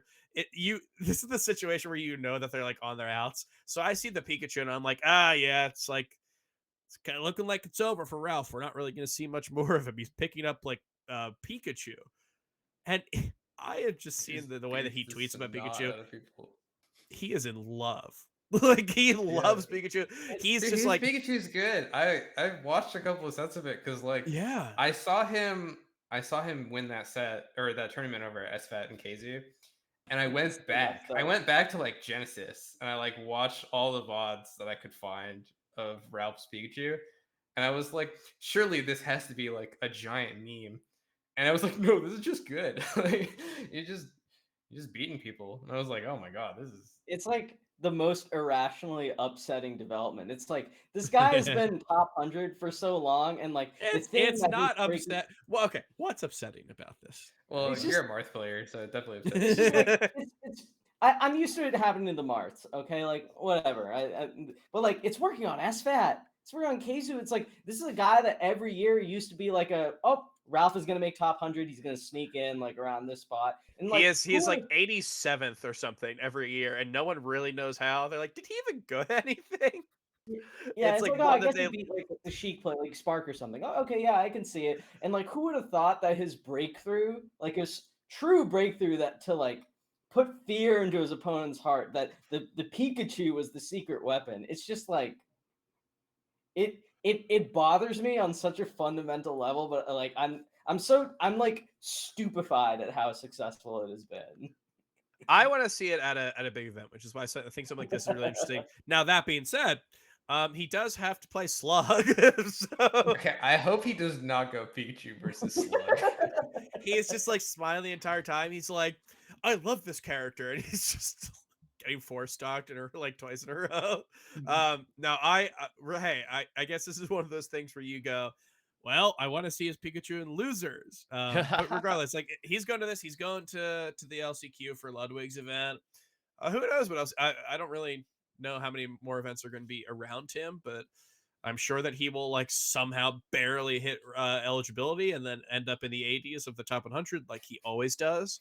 And happy That to little see it. Pikachu icon, dude. Yeah, that's the Yeah. only difference. It's going to be a Smaller Pikachu Fox. icon. Maybe. I think I don't remember. Like I have literally no idea why this is in my brain. I could have dreamt it, and it would I'd believe it if someone told me that. It'd be weird that they knew my dreams, but like Pikachu's we're talking about Pikachu Icy's not being like as awful as it may seem, which is weird because it seems really awful. And I hope that Ralph goes Fox. This happens all the time, right? It does. It's like all the Peaches who are like, actually, Puff's not that bad. Well, I don't know. It's I just feel like the Icy's propaganda machine is very powerful. Because This I is why think we that have you on. people have just like, oh yeah, Icy's, they actually lose this matchup. Like they lose this matchup, even if we could wobble you, you should let us wobble you because even if we could wobble you, we would still lose. You don't actually deserve to win because we lose this matchup. It's me outplaying you. And like they're like down throwing your Pikachu like 150 times. And it's like, but yeah, no, I do think the outcome in which Ralph wins with Pikachu is very funny. Yeah. I'm willing to like eat my words on this one and be like, okay, I still think the matchup's bad for Pikachu, but Will you that's dress up in awesome. Yeah, will you dress up in a Pikachu costume? I will not. I'll wear a Pikachu t-shirt, but maybe that's a bit of a cop-out. Okay, well, what? Damn, he bought the $1,000 Pikachu T-shirt. I didn't I even know they On the made. company card. It's like Gucci, the Gucci Pokemon line. Yeah, what about like a tracksuit? Would you wear Oh that? yeah, I would wear like the tracksuit Pikachu is zips up and like the hoodie has little Pikachu ears on it. Oh, I was not even thinking that. That would be sick. But Oh, yeah, that's Yeah, great. yeah. I'll wear that. That sounds good. All right, what if it was a tuxedo? All right, But I think we're getting a little carried away here. I would not wear a Pikachu tuxedo. yeah. So how about Fat Goku J Salt? That's actually How not about very Fat interesting at all. Goku? But Polish. that one's way more interesting. That is insane. This is putting him to the test. Fat Goku, traditionally known as insane in the Peach matchup by beating Aura 73 times in a row. He is someone who was so good at the Peach matchup that I remember me and Edwin and Ambi were like, wow, he took a game off of Triff, which is more insane about Triff. But like, are we going to be in a situation like that again where we have kind of a up and coming, not even up and coming, but we just have a Peach player who is lodged themselves in the top 20 or so. Both Triff and Polish, I think, have very good chances versus Fox players. They've done very well. And like, are we going to see another set like this where it's like supposed to be this big thing for Fat Goku to do it, and then it's just like, well, it looked really good in that one game he won, or is this going to be upset potential? Which Zamu, as someone who has beaten Triff's Peach, yeah, I know you're the honorary European here. What do you think about this matchup? So I think you kind of I think that it is there's upset potential, but what I feel like, and maybe this is just because it has happened to me so many times, is that it'll be like Fat Goku really looked good that one game, but he lost 3-1. Um, I've been side note, I've been seeded and have like Genesis lost to Polish and losers, Riptide lost to Polish and losers. I am projected to lose to Polish and losers at the big house. Let's go. Also, I'm projected to play Ralph, which would be cool. Hey, maybe you'll just lose to Ralph. Who knows? Yeah, very possible. I think Fat Goku like is definitely good enough to win the set and has a higher chance to win the set than most other like players around that seed probably. Mhm. Even probably other Fox players, but in like just um but Polish is I think Polish they're just like better at melee than like Very built different. yeah, Yeah, they just see it so differently. And Fat Goku can definitely win because he's good at the matchup and will be able to like do enough matchup stuff to potentially win. But then Polish might do enough Polish stuff to just not lose. true. Polish is actively playing against themselves the past few months, I will say. Yeah, I'm sure the Fox is going to be very cool when it eventually comes out, but I When it drops, like a merch line. yeah, when the Fox drops, I'm gonna be there first in line to get Shine Spiked. No, I think they're such a great player. Their baseline is so good, and I'm not even going to say that they have a bad mentality, but like having spoken to them at a lot of events, it's like very clear when their heart is in it and when it's not, and when it's not, it's a hard thing for them to get out of like that funk. And hey, it's great for melee stats. Grab has a Polish win. Wait, I'm supposed to say we're a sponsor, so regardless, he would beat Polish. But like it is more clear in certain times. I want to say that with them entering this, with them entering Ludwig's event, with them entering a lot of events, that like we might not necessarily see that, but just having spoken to them, it's like something that is in the back of my head. It's like, well, if they're not completely in it mentally, if they're not like able to push themselves to having like a cogent view of the game while playing it, Fat Goku's a scary player in that matchup. Like that is not the person who you want to have if you are not able to 100% get in that headspace. Edwin, what do you think? yeah. I want to know kind of. I don't know what. So it's like which Polish are we gonna see, right? Like the Polish we see in practice is like this is a person that can beat a top 10 player, right? Like Polish is like even in both like within the results, the eye test, like this is one of the best Peach players around. A really exciting player to watch. Someone who I was happy obviously for our sponsored player Grab, but like when I saw that he had to take on Polish, part of me was a little sad because Polish is a player very near and dear to our hearts. Definitely exists in the Melee Stats universe. Polish is a patron as well. So I guess I would want to know like sort of like how prepared is Polish in this event? Like early on, are we going to be able to tell if their heart is fully in it and everything? I do think very highly of them. I think this is someone who we saw them beat Amsa this year. We saw them take Leffen to like the very brink of an early winners bracket defeat.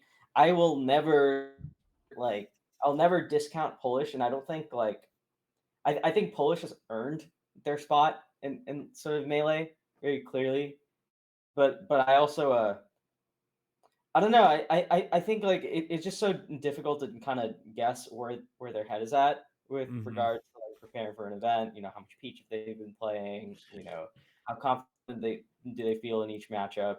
Um, I have to think that Polish is slightly favored, but oh man, I feel like I'm just kind of like rambling. These are two players I really like.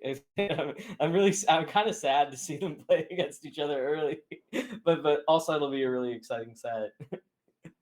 I don't know. I think it's gonna be fun. Here, how about this? Let me give you two more matches before top 64 that I think are going to be bangers. The first one is really only a banger because if the upset happens, one, it'll be huge for a lot of reasons. But the biggest, funniest reason is that Samus players will have a lot to say about how smart they are, which is Duck versus Samus, and the winner, or Duck versus Samus, Duck versus Morse Code, and the winner plays Jmook. Oh my god. The idea of Oh my Jmook winning, goodness. or like Jmook losing 2-1 to Duck's Sheik is so funny to me because I literally think that all the Samus players will come out of the woodwork and they're like, yeah, see what happens if we like actually decide to play a character that did not take all of our 200 IQ brain to play it. Like, aren't Well, you what guys about the lucky? flip side? What about the flip side where Duck loses to Morse code and then all the Samuses are like, Duck, you gotta come back to Samus, man. Your 200 IQ is wasted No. on this high tier. Yeah, no, he says as he like plays IBW again for the 50th time in a row. I want Yeah, Duck so I want Duck to always do well, but I think a very funny outcome would be him like going up a game on Jmook, or like tying it and like losing in an infuriating way because like a shy guy got in the way of a combo or something. dude, another shy guy. I think I would quit. I think I would quit, or I would develop a rule set that does not have shy guys. Duck, I love Duck. I think he's a very inspiring player. I have a lot of respect for his approach to the game and everything. I do think among the top players, like the notable people over the last like 8 years of Melee or whatever, I think Duck by far is the funniest one when he's angry. Like in terms of just like post set stuff. I think I've seen him definitely. Heard legends about Duck after losses that are just like too funny. So the I idea don't. of Duck like being upset about losing to Jmook or like someone incredible, like kind of just like it tickles me. I feel like when you change your mans, like not in the interest of going up on the top 100, that like these losses won't really infuriate you as much. But I don't know. We'll see. I do want to mention, and Yeah, some you I would want to think hear. that. Right? You would think that. Okay. Oh yeah. You would think that. Yeah. No. I stand with you. Duck is actually going to be a rager. Like. No. We'll see. I think Duck's. Well, his matches, regardless of whether or not he has the funniest post set rage, I think it will be interesting because he is a player who I think is underrated as it stands right now. He's got Like Halvar he's win. got a Calvar win. I think he beat Faust there as well. He only really went to Gommel. But yeah, he beat Faust. He beat Calvar. He might have been like younger there. Kind of a resume that like you would expect to see of someone of like a New England player who's gonna be in like the 70s or something, right? If you told me that was like Dr. Lobsters, I'd be like, yeah, that sounds right. So like maybe not the highest praise to say that like a once like a player who was once knocking on the door of top 10 is like at the level of Dr. Lobster, but I think he's not gone. He's not like he shouldn't be underestimated, and like Jmook maybe is going to be a little difficult, but I want to see what that losers bracket looks like. Zam, have you played Duck like his Marth or his Sheik at any point? Not very much and not very recently, but his Sheik has such good recoveries. He like I feel like Big brain. yeah, Samus basically player. because it's just like a relatively solvable thing. And it's crazy because every other Sheik other than like Jmook and Duck and probably Plup, I've never played as Sheik, kind of are really easy to edge guard. And then his Marth is like has kind of a feel of like if this guy played the, and I think I played as Marth a little bit at Smash Camp. Um, it feels like if this guy played melee like 8 hours every day, it'd be terrifying. But he doesn't, and so instead it's like it's clear that this player is so smart, and like the Samus brain really shows. Yeah. Thankful for everyone else in Melee that he has a job, a wife, and a hobbies that aren't Melee. Like, is that what you're telling me? You can tell it's like, damn, this guy really, Well, this guy really loves cooking and loves hanging out with his yeah. wife. Kind of owning, He's really. probably crazy at cooking. Like I could not imagine him like being bad at something. It would be great for Melee if he like got a divorce, started eating McDonald's every day, like Yeah, this goes back to mental health theory from Yeah. earlier in that Sleep episode. 5 hours a day. Mental health is so good. Or sleep till noon. Like, pick your poison. Yeah, no, that's. I think that we are not going to get a Duck that enters enough to be like a top 20 player again. But yeah, I mean, obviously the focus isn't there, but he's someone who I don't think he shouldn't be underrated. He's able to make a little bit of a bracket run at any point, so that should be fun. And another person who I want to bring up, we have not even gotten to top 64 yet, and probably we are going to just kind of jump right to players who we think could end up winning. Maybe point out one or two really quick sets in later in bracket, top 64, top 24, that are going to be cool. Because we spent so much time on matches that aren't even in top 64 yet. We spent a lot of time on Panda Cup and all that type of stuff, which I have had a blast doing. But we're getting up there in time. But before we move on to that, the last match that I think that I have my eye on and everyone else should have their eyes on before top 64 is SFAT versus a player from Pith, Australia, which is Spud. This is Spud's first tournament that we've seen him at. This would be great if I looked it up beforehand, but I did not. But I believe this is probably Genesis before COVID hit. So that's Genesis 7, I think, is probably the last time we saw him. I definitely remember. Did he lose to Dream or have? I remember there like being a real like 2-1 last talk. Yeah, I was watching that. I was like, "You're not going to lose to Dream, are you?" But we are seeing him. We are seeing him back in America, not just for the big house, but for the off season, for a lot of bigs event. Presumably for more stuff down the line. Like, I don't know. This might be a year where, going into it, it would seem like.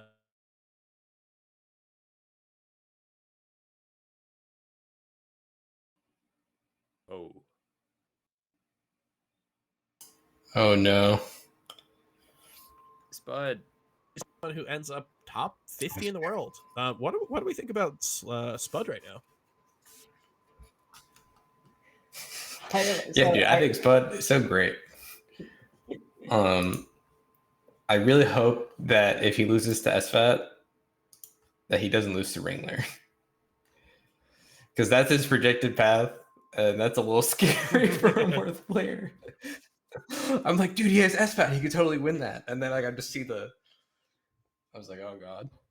The two wolves. Dude, you could give Spud. I think Spud is like one of the only players in the world who would rather see like Moki in his bracket path than like PhD's nuts, or just like a random Sheik player, or like a Pikachu player, or whatever. Like Spud. That guy has the wildest like potential, bracket chances depending on like the most random people you give him.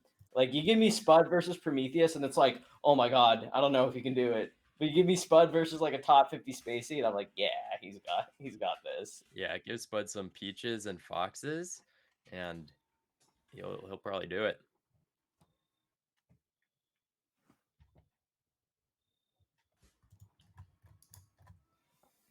Yeah, I think that like we used to talk about this, that like Spud is the player who I think that if you wanted to rig brackets, you can rig him to be a top 50 in the world, or you can rig him to be like 95th on the top 100.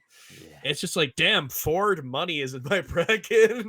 It's dude, I know you got no fluxes. That's gonna be a difficult one. Or it's like you get Moki into KZ or something. Like he's gonna be one to watch out for sure. Like regardless if he does well. I mean, he's going to be someone who is like going to be interesting regardless. I think that's really cool to see. Is there anything that you guys want to point out in top 24 or maybe top 64? I have one more match before top 64 to point out. Two Yeah. players, two prefixes, one sponsor. Melee Stats Pipsqueak versus MS Grab. God, don't get me started on this is like the third major in a row. I guess not Grab had to play Abe at Shine and was rejected to play Sharp at Riptide before Sharp ended up losing to Q. So Grab, here, this is your sponsorship for Melee Stats, is that you have to play all of our other players. It's in the contract. I hope you read it. Does But yeah, Pipsqueak go Falcon there? Does Grab do okay? Who? You're allowed to hate one of them now. I love all of my children equally. Yeah, I wonder. I really do wonder, because I can't really make heads or tails of Pipsqueak's Falcon versus Marth. Like I see it, and it looks so fucked up. And it's funny because I had that same feeling about like watching Dark Heroes Marth. You watch Dark Heroes Marth, and you're like, this should not be allowed. And it's insanely funny that they played. I'm like, okay, well, this is like a psyop because both of them don't want their controllers to be banned because of their heinous exploits of a particular character. But then they played each other, and I was like, okay, well, I guess this all nets out to net neutral. But yeah, I don't know. He has been struggling a little bit. Because the two notable sets that he's played in America with the Falcon have been Logan and Dark Hero, which are both losses for him. So I wonder, because in my head it's like, oh, this is so broken. He's gonna beat all the Falcons, or he's gonna beat all the Marts with it, but I'm not sure. He also played Kadoran at the local, the post LTC local. I don't know how close it was. I know he lost as well, but I think once he gets more experience or whatever, it'll be good. Seems like he has like a plan. His Falcon has a plan for sure, but his Fox has hours.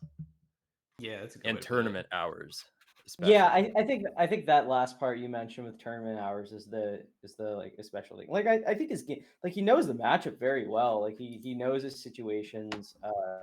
I've seen him play against like very good Marts on stream, like in tournament and outside of tournament. I think his like approach is fine. It's just like a couple things here and there. I think that maybe he just like doesn't have like experience dealing with in tournament that he's like slowly getting. But I definitely believe in the Falcon. I think Grab in particular is an interesting matchup for Pipsqueak, not just because he's like a sponsored player, but also because I think that this is also a matchup he's been working on quite a bit. Like he does all these different write-ups from events that he goes to now that have been kind of fun to read. And one thing that he mentioned from an event he went to, I think it was We Need Some Spaces, that he wanted to work on edge guarding Falcon in particular, that he was going to try to lab that after playing Salt in a very like wild back and forth set where they just both took turns like destroying each other. So I'm pretty curious to see how that a set between those two would go, because I think it's two people that have like worked very hard on this matchup and like kind of know it pretty well, even if they don't necessarily have like the super top level results to show it. So I'm pretty excited for something like that.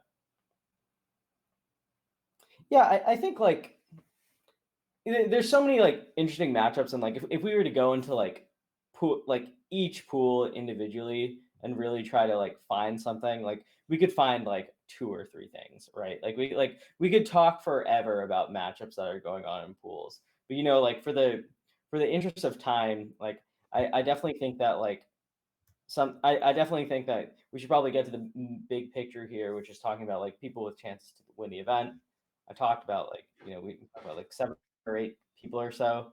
So I guess Zamu, in your opinion, kind of heading into this tournament, based on what you've seen in the year and like the last month or so, like who do you think is going to take it? What's So your vibe on this? Mango tweeted that he was sick. Like, is this a thing? I don't know, but you hate to hear something like that because before that maybe I'd be like Mango. I don't know. I still feel like in my soul that Zane is still ahead of the pack, but he's not. He's like clearly not. But in my soul, he still kind of He is. does But he feel keeps like it, losing. yeah. He keeps losing, and I'm like, this isn't Zane doesn't lose. So He kept I losing want to like see Zane win. he kept losing like the matches we thought he was safe in too, which is the funny part. It's like, oh, he's not gonna lose to this person, lose to that person. It's like, well, he beats Fox a lot. Like IBW destroys him in Australia. It just like kept happening over and over again. Yeah, it's very odd. I think okay, so I don't know if I have any good like legitimate takes on who I think is going to win realistically. I think that of the 7, I think it's like 7 people can win plus 0.02 Amsa, so it's like 7.02 people can win the tournament. And I want to see a Battle of BC Leffen performance again. Like You're speaking to the right guy. I think it was that tournament. I definitely like Leffen could just there is no real evidence that I've seen. Admittedly, I don't look, but that Leffen isn't the best player in the world. So I have this opinion as well. I This think I year. see Leffen play, and I'm like, Leffen is favored against everyone in the world. yeah, I'm just fill up my cup with all of this, and I'll just like Oh, slurp it he's all shown us down. 3 events this year. Yeah, He's got to do no, it I again at just least think one more time. he's favored versus everyone. yeah. It's But if he just does it one has more the time, rust, then right? you're like, That's well, the he still needs to do it one his more. only enemy is himself, right? But admittedly, And that's who Andy, he that has has to been his defeat this enemy for weekend. like 6 But years. I think Leffen is the best player in the world right now. I That's think what his I think. bracket At might least. not be great, truthfully. Probably not. Well, Of I like mean, Plup, I don't know. Have they I played? don't really know how him or Plup would go. Haven't they seen have them in a not while. played in forever. Like Yeah. Plup Leffen sets are always weird because Plup is like we talk about Plup in terms of like I'm not even sure if he's like that much of a Sheik. I on my commentary at LTC I said that it really just feels like Plup is a Plup main in the way that he did it. Sorry, I have the worst computer in the world. Can you guys still hear me? Yeah. Okay, sorry to break the fourth wall.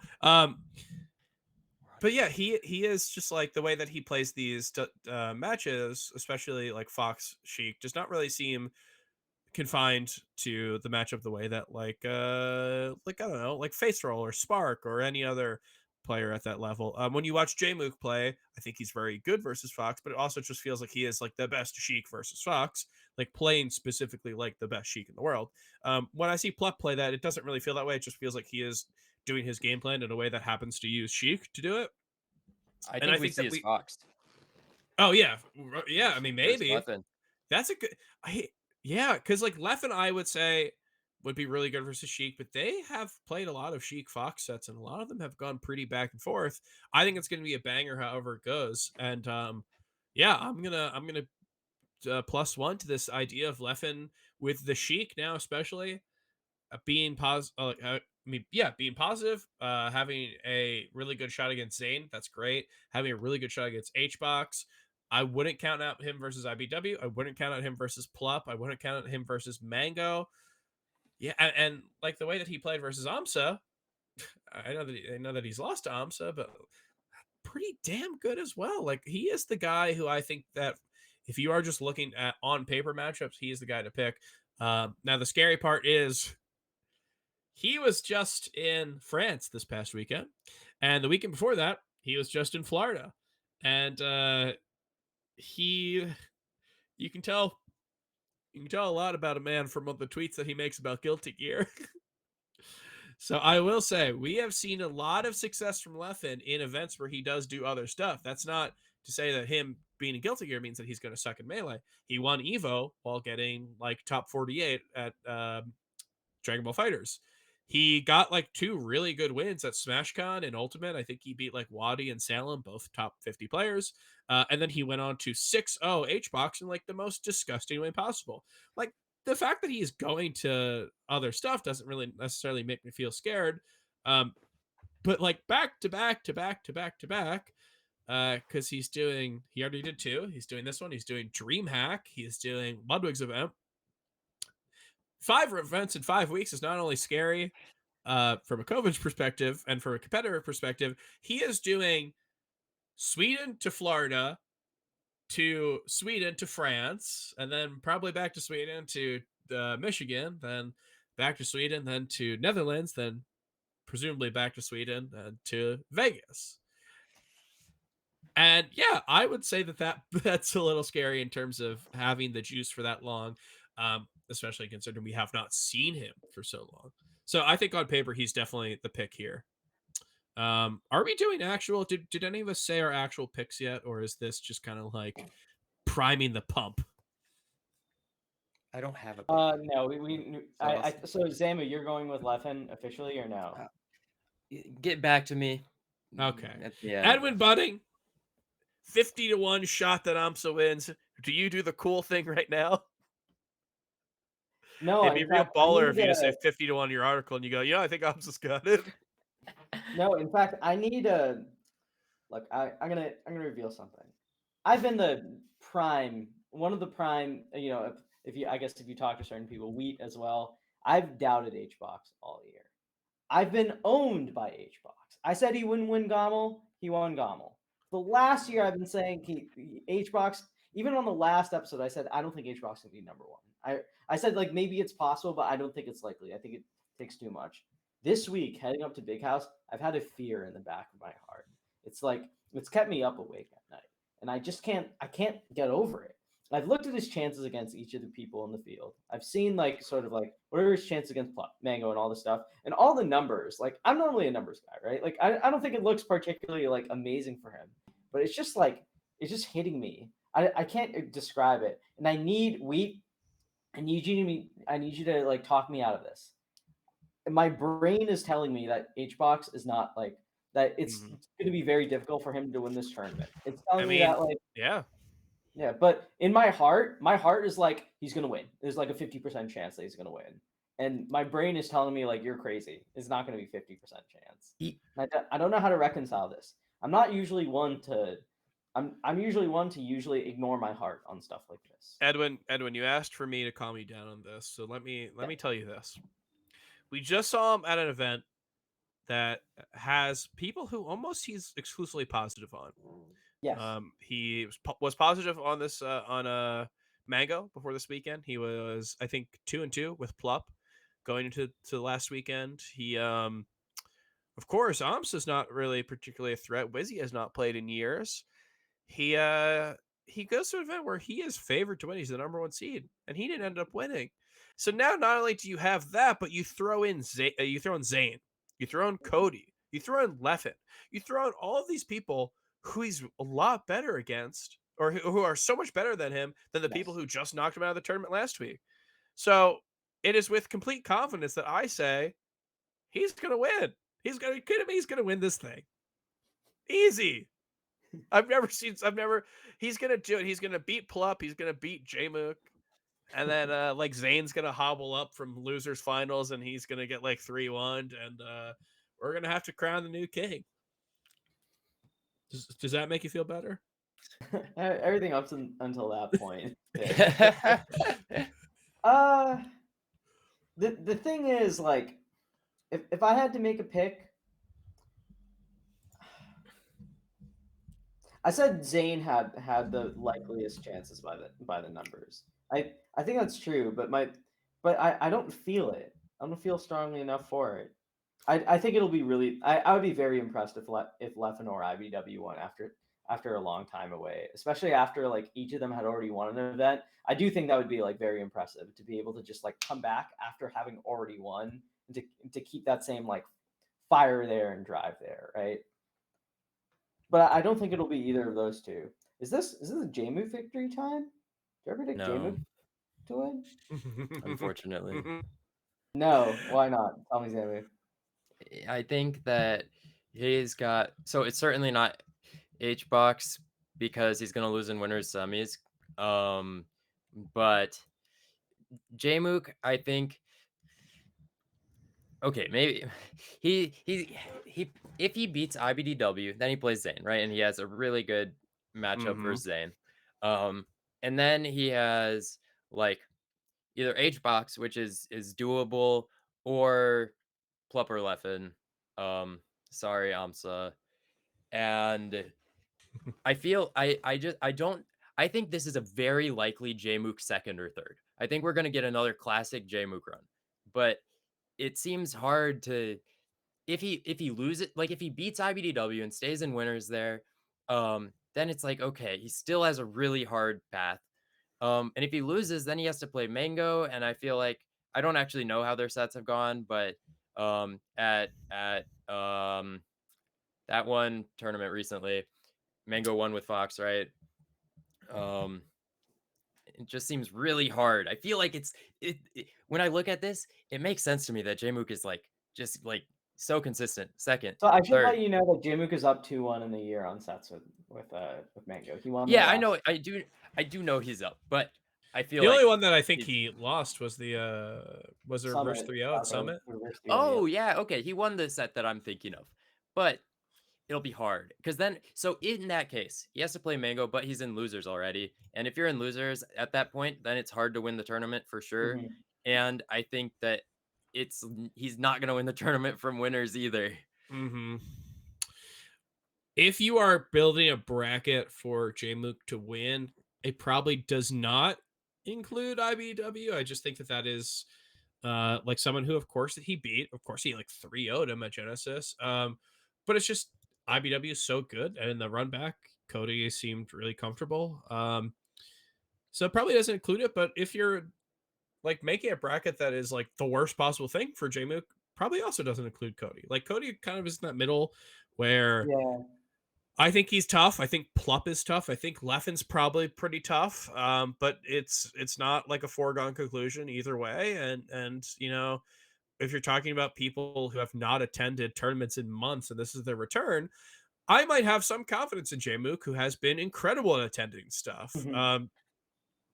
Yeah, I mean, we That's what I'm keep talking. saying. Like, What's if you use coin flips against them, like that's still pretty good, right? Like if you told me who do you think wins Jmook Leffen, like I don't think you could really say with confidence that Leffen is favored. I don't think you could really say that Jmook will like because he beat him once will always beat him. But I think like relative to some of the other people, like I think that's like having a coin toss chance against like Cody, Plup, like Leffen, all things considered, that's like pretty good. I think the only person that like straight up will like is like very dangerous for him is H box.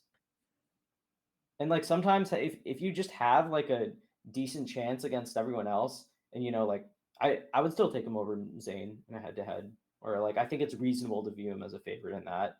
That I think like that's pretty good. It's not like dominating, but I think like you can construct a path for him to win, even if it's not really favorable. All he might need to do is just avoid H box. Edwin? I feel like you're buying time here. You have not made your pick about who's going to win. I think I'm gonna go. I think my heart's telling me Jmook, so I'm gonna go with Jmook. I think this is his first victory ever. I think the Sheik hope mains so. are gonna finally have a super major to be happy about. I think we can all celebrate. You know what? I talked about it on the podcast a couple weeks ago, but I did say that I think that when Jmook gets his major, because it's going to be eventually, it's not if, it's when. I do think that Jmook is going to have to go through people who we view as tough. That's just how it is, and I'm like, he's not going to win a Mickey Mouse major where he only has to play like, well, you know, whoever he's favored against to get there. I think he's going to have to go through some tough battles, and when it eventually works out for him, he's going to win it. So I think that's a great pick. Zamu, are you ready yet, or should we go to Ambi? I am ready to lock in my Leffen pick, but you really scared me off with the 5 weeks of travel, but I it might be like a Leffen sweep this year, kinda. It's Mm. possible. I feel like he can just beat everyone. My real pick is it feels like we are in a new Armada era. Only Armada is 7 people, and he's like the conglomerate of them. Like, I don't really see people that are not like these. Maybe we could even make it less than 7, but like the top 7 seeds at this tournament are like the only people that I would think like they like it's so many people, which is The crazy. 7 gods. But But they're yes, I all just like they're all like could just win, and they all are like very similar. It's like God era minus there is no Armada, and it's weird. But it's Leffen so could be that. it's so beautiful to me that like we do have, we've mentioned it, we have like a nomenclature for a term that refers to multiple people who all win, take turns winning, and do not lose to people below them. And I love that instead of being like it's the 7 gods, you're like no, It's one there's just one Armada. Armada. It's Dude, like the they're a group 5 of gods ships. was such a meme, dude, because it wasn't 5 gods. It was 2 gods that rotated among a cast of 5. Like, we're in the true era of N gods, where like it actually is true that any of the group can actually win, and it's not Yeah, just like, And no one else. yeah, and well, 50 to 1. true. The Well, what do you think, 7.02 gods. Ambi? What do you think? The 7.02 gods here. Who I'm you gonna pick? give a cop out answer. I think All of them. the winner of Plup versus Leffen will win the tournament. Me too. Because that is the only one that's preventing me from picking either of the two. Because I think the path Hungrybox into Zane into likely Zane again is really favorable for either of them. It's funny because I think the loser's path for the loser of that seems really hard. Because the loser of that has to play Amsa into Cody into the other one. Yeah. Into Zane. Into Tough. Hungrybox probably. But the winner gets that like really nice Hungrybox Zane path. So I think the winner of that set wins. If you put like a gun to my head and told me I have to pick one of them and then that one will win, I'd probably pick Leffen.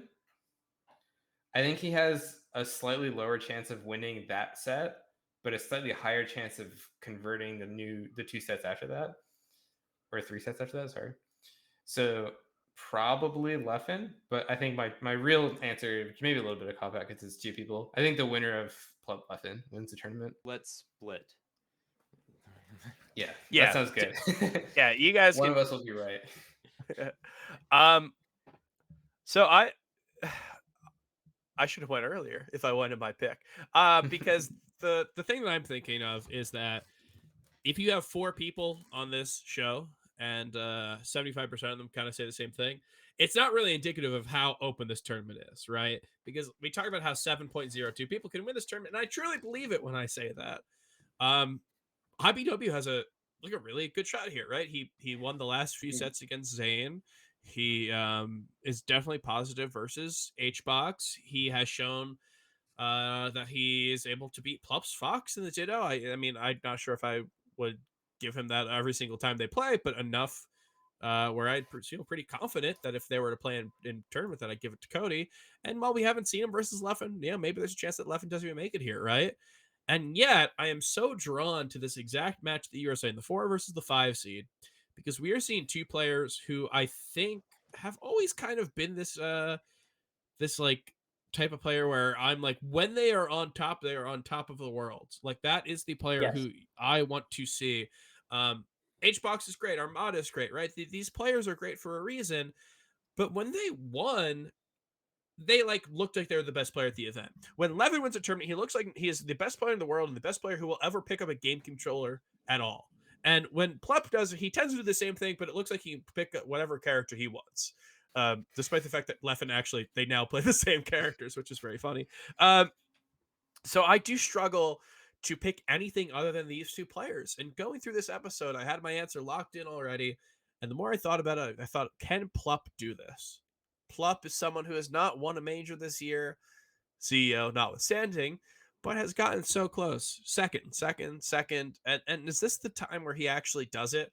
Um, uh, no, he's gonna get second here, and he's gonna get second to the eventual winner, which is Leffen, because the last time that I came on here and I decided to be a little cheeky and not pick the person who I thought was gonna win was Battle of BC, and I didn't pick Leffen because I thought that picking Leffen for every event was boring, and I was like, well, they wouldn't really do this on like a sports show, right?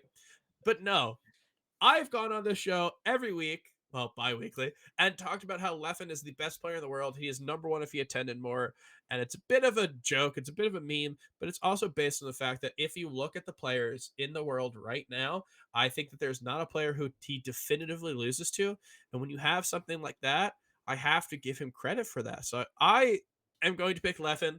I could not live with myself if we had another bracket where he wins and I don't choose him, because what's the point of me going on the show and making a fool of myself and acting like I'm his biggest fan if I don't say it when it matters? So Leffen first, Plup second. Um, I mean, I think those are two of the best players in the world. That's probably going to Why end up was I with picking Zane? That's wild. It is crazy. the tide is turned, my man.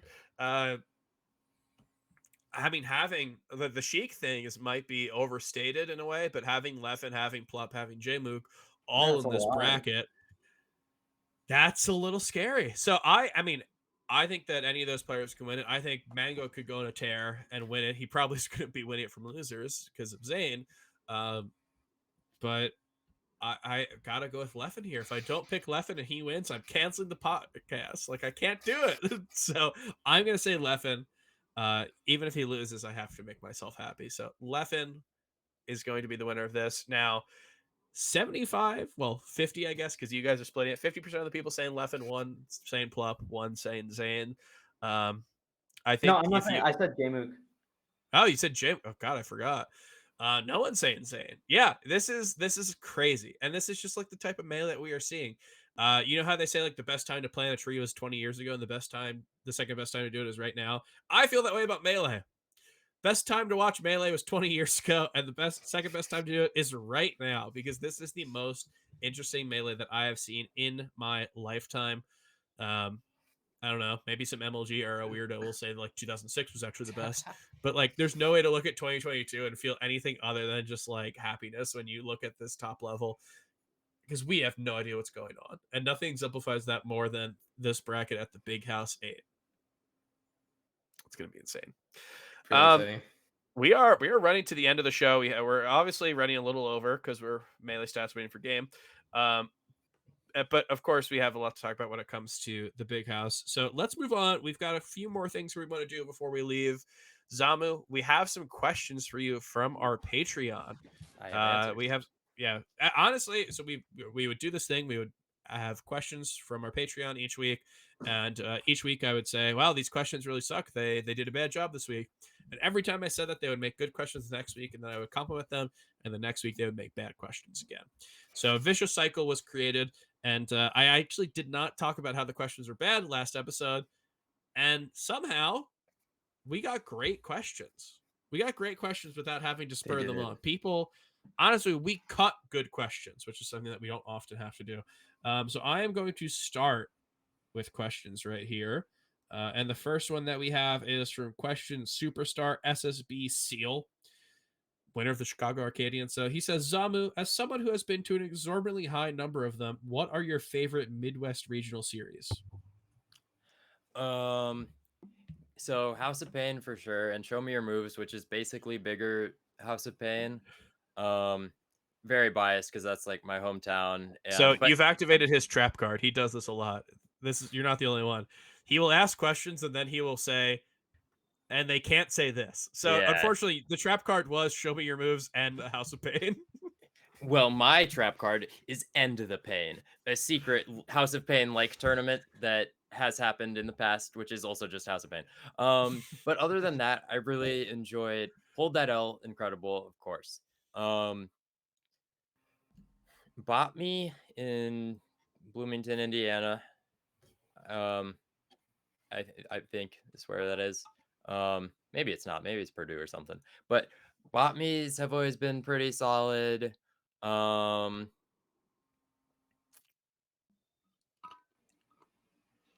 Yeah, I think like hold that L, bop me, and then of course the champagne events Mhm. are what come to mind.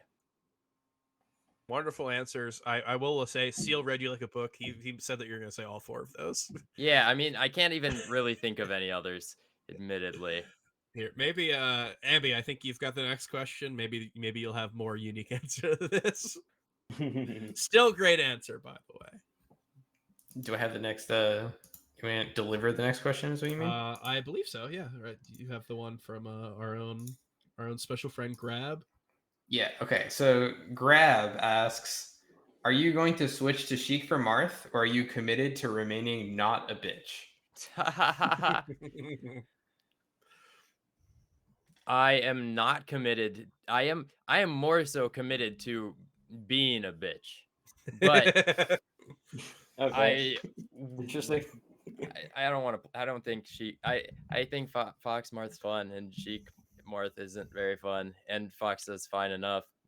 I cannot tell you what will happen in the coming decades, but Fox for now. More likely you'll see me play Falco versus Marth than Sheik. That's interesting. I love the implication that you're going to be playing for several decades. Absolutely. Of course. And then Edwin, I think you've got one. You've got another one, right? Yeah, I got a fun one. This is from Mosh Jarkus. Where would you put this year's super majors on a political compass? I haven't been to many of them. What are we? Do we have like a list that I can reference? So here, let me list out a couple off the top of my head, and we can go from there. So Genesis, Pound, Double Down is definitely one. Gommel. What else we got? We've of course got like Shine, SmashCon, Riptide, Big House. I guess if you want to add stuff that hasn't happened yet, like Main Stage and then Special Tour, Panda Cup, Okay. Ludwig's event. Like, sure, there's some others in there that I missed. So those are the big ones. So I think that we gotta put the like VGBC tournaments of Pound and Double Down, which I was not at either, and this is I have no good reason for this. Like bottom right, That's what I was gonna say. Bottom right. which is yeah. Actually, maybe we split them. Maybe I don't know. Like Lord Gimmer. It could be a little authoritarian, perhaps. So maybe we split them. I don't know how. I wasn't there. I think Riptide has got to be like kind of maybe like. Okay, I gotta think of a different tournament first. Genesis. Oh, how do I? Where would I place Genesis? I think Genesis is kind of overrated. Maybe like top left. I don't know. Genesis is sick. All I had was the VGBC idea. That's all we needed. Yeah, the rest. This is made for Edwin to be, like, revel in it. I swear. The rest are good. Okay, Just well, kidding. how The about VGBC events are probably also fine. Oh, Smash World Tour and Cap F. Yeah. The circuits gotta be right wing authoritarian. Because they're circuits. Order. They're big on order, right? Yeah, and then the Ludwig LCQ can be like, I guess, authoritarian left probably, because it's an invitational. It's authoritarian. If it's not an open bracket, you cannot justify it being on the bottom part of the graph. Is there anything in right dab smack in the middle? I was thinking kind of Riptide maybe, just because I didn't have any like real thoughts for it. And so I feel like that's kind of a centrist idea, you know. How about the Big House? The Big House. I think it's right in the middle. Right in the middle. I don't think so. I think that it might be. I do not think it's no strong feelings on anything. Like, oh, maybe we'll run monitors. Yeah, probably not. I feel like a little basically in the middle, but slightly upright. Mostly Yeah, because, especially because in the past, like you really made me play versus Hungry Box in winners round 1 of top 64 at 10 a.m. on Sunday. After I had to play singles on Friday also and Saturday. It's like, I feel Yeah, that's like probably top fine. center for Big House, but like what? all the way up. Like, yeah, that's probably fine. Yeah, Like, yeah, it is. It's like close to the center. But yeah, I think that's a solid. Any good tournaments that I'm leaving What out? about Shine? Have you been to a Shine, Shine? Shine. I was not at. Have no point of reference for. I'm not placing it on this. I'll put Phantom like um bottom left Okay, very Okay. because good. it's in Australia and it was cool. Well, bottom left for them, that's true. That's a good that's point. actually top left. um, okay, how about this? So we have our last question. You can keep this idea in your head because Danger asked you to put us on a melee. On the melee stats members asked you to put us on a political compass as well. Oh God. I will start with Edwin Mm-hmm. and I will place him top left somewhere. I'm gonna go really far left and maybe so maybe like almost all the way maybe like 0.6 or 0.7 left and then maybe like 0.3 up. Um Ambi will put um maybe like if Edwin I had said 0.7 left, Ambi let's put 0.25 left. And This is the fun part for me. Do I go off or do I go lib? yeah.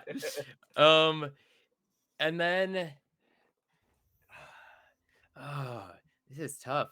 And then maybe I guess maybe like 0.1 up. But yeah, that's kind of a lazy answer, but yeah. And then give me that wheat. Um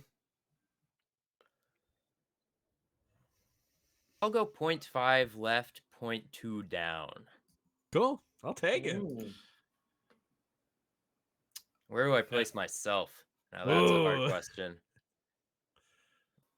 Point 0.75 left.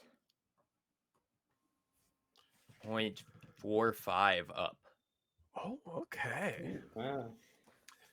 Well, Sounds now that like you're we've Those entering are based my on field vibes, not for the based on what years. I haven't thought about what I think.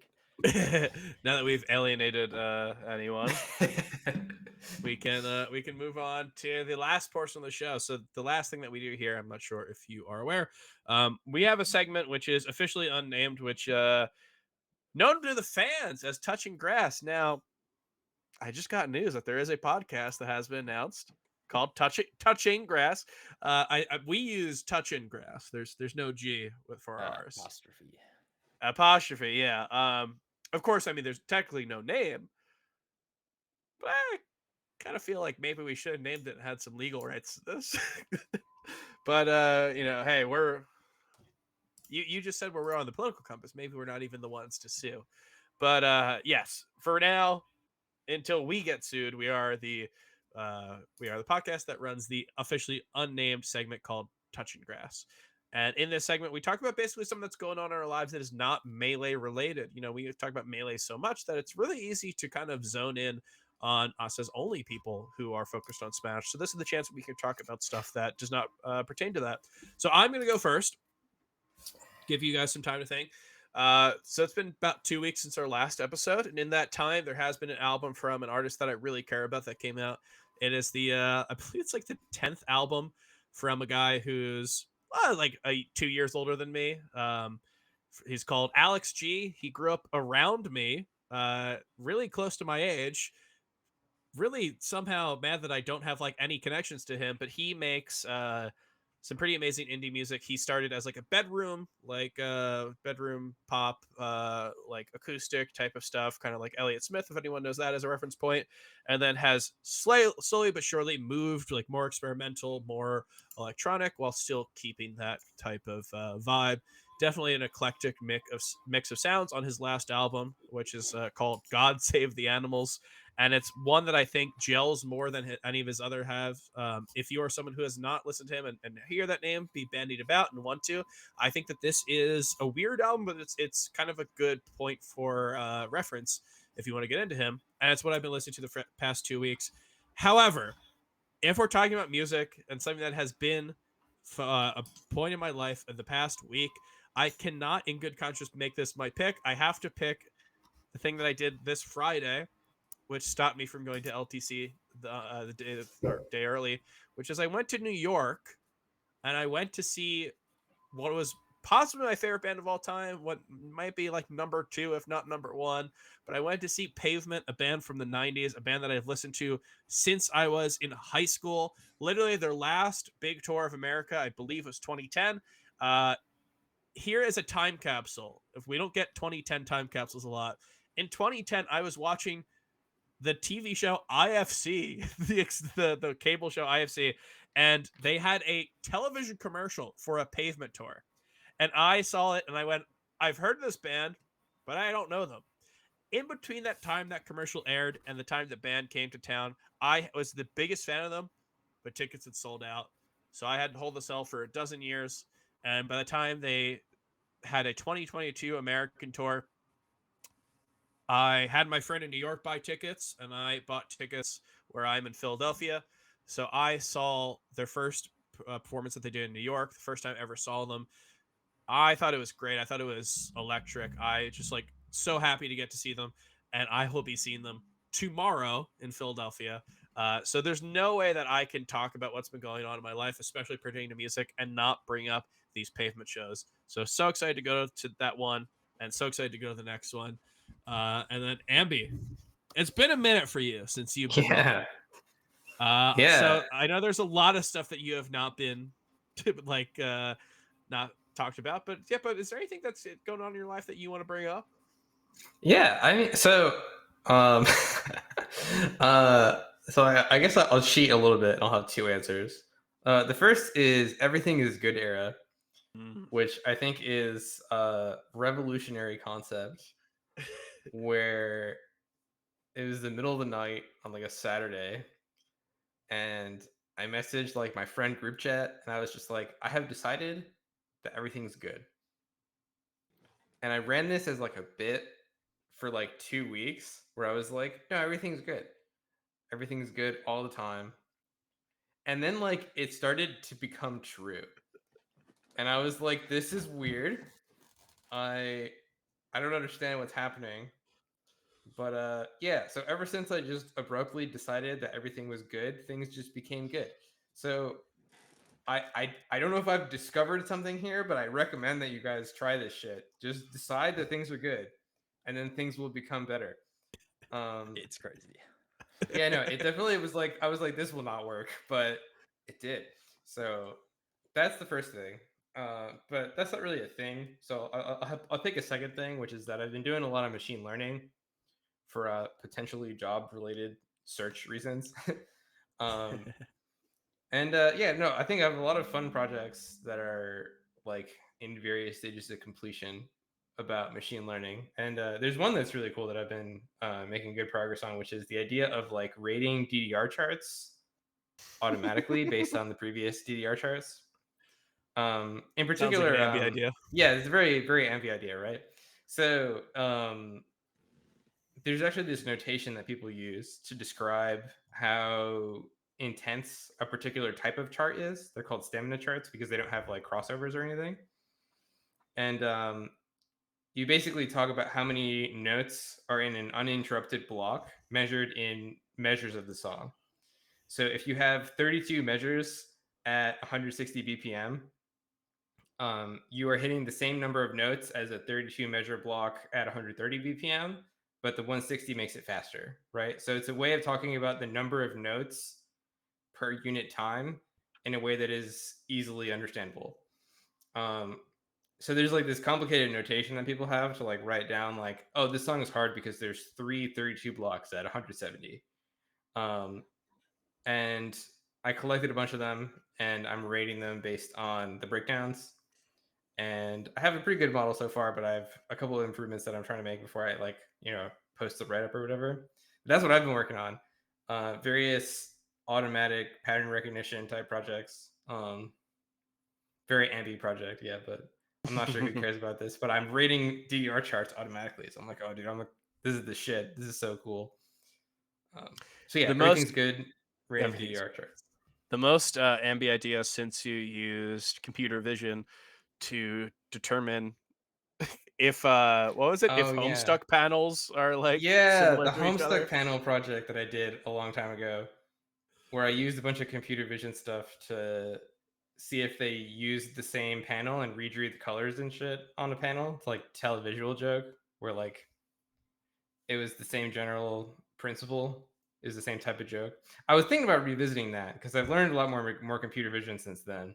But it's kind of Maybe next kind of a time you're project. on, that'll be your touching grass segment. Yeah.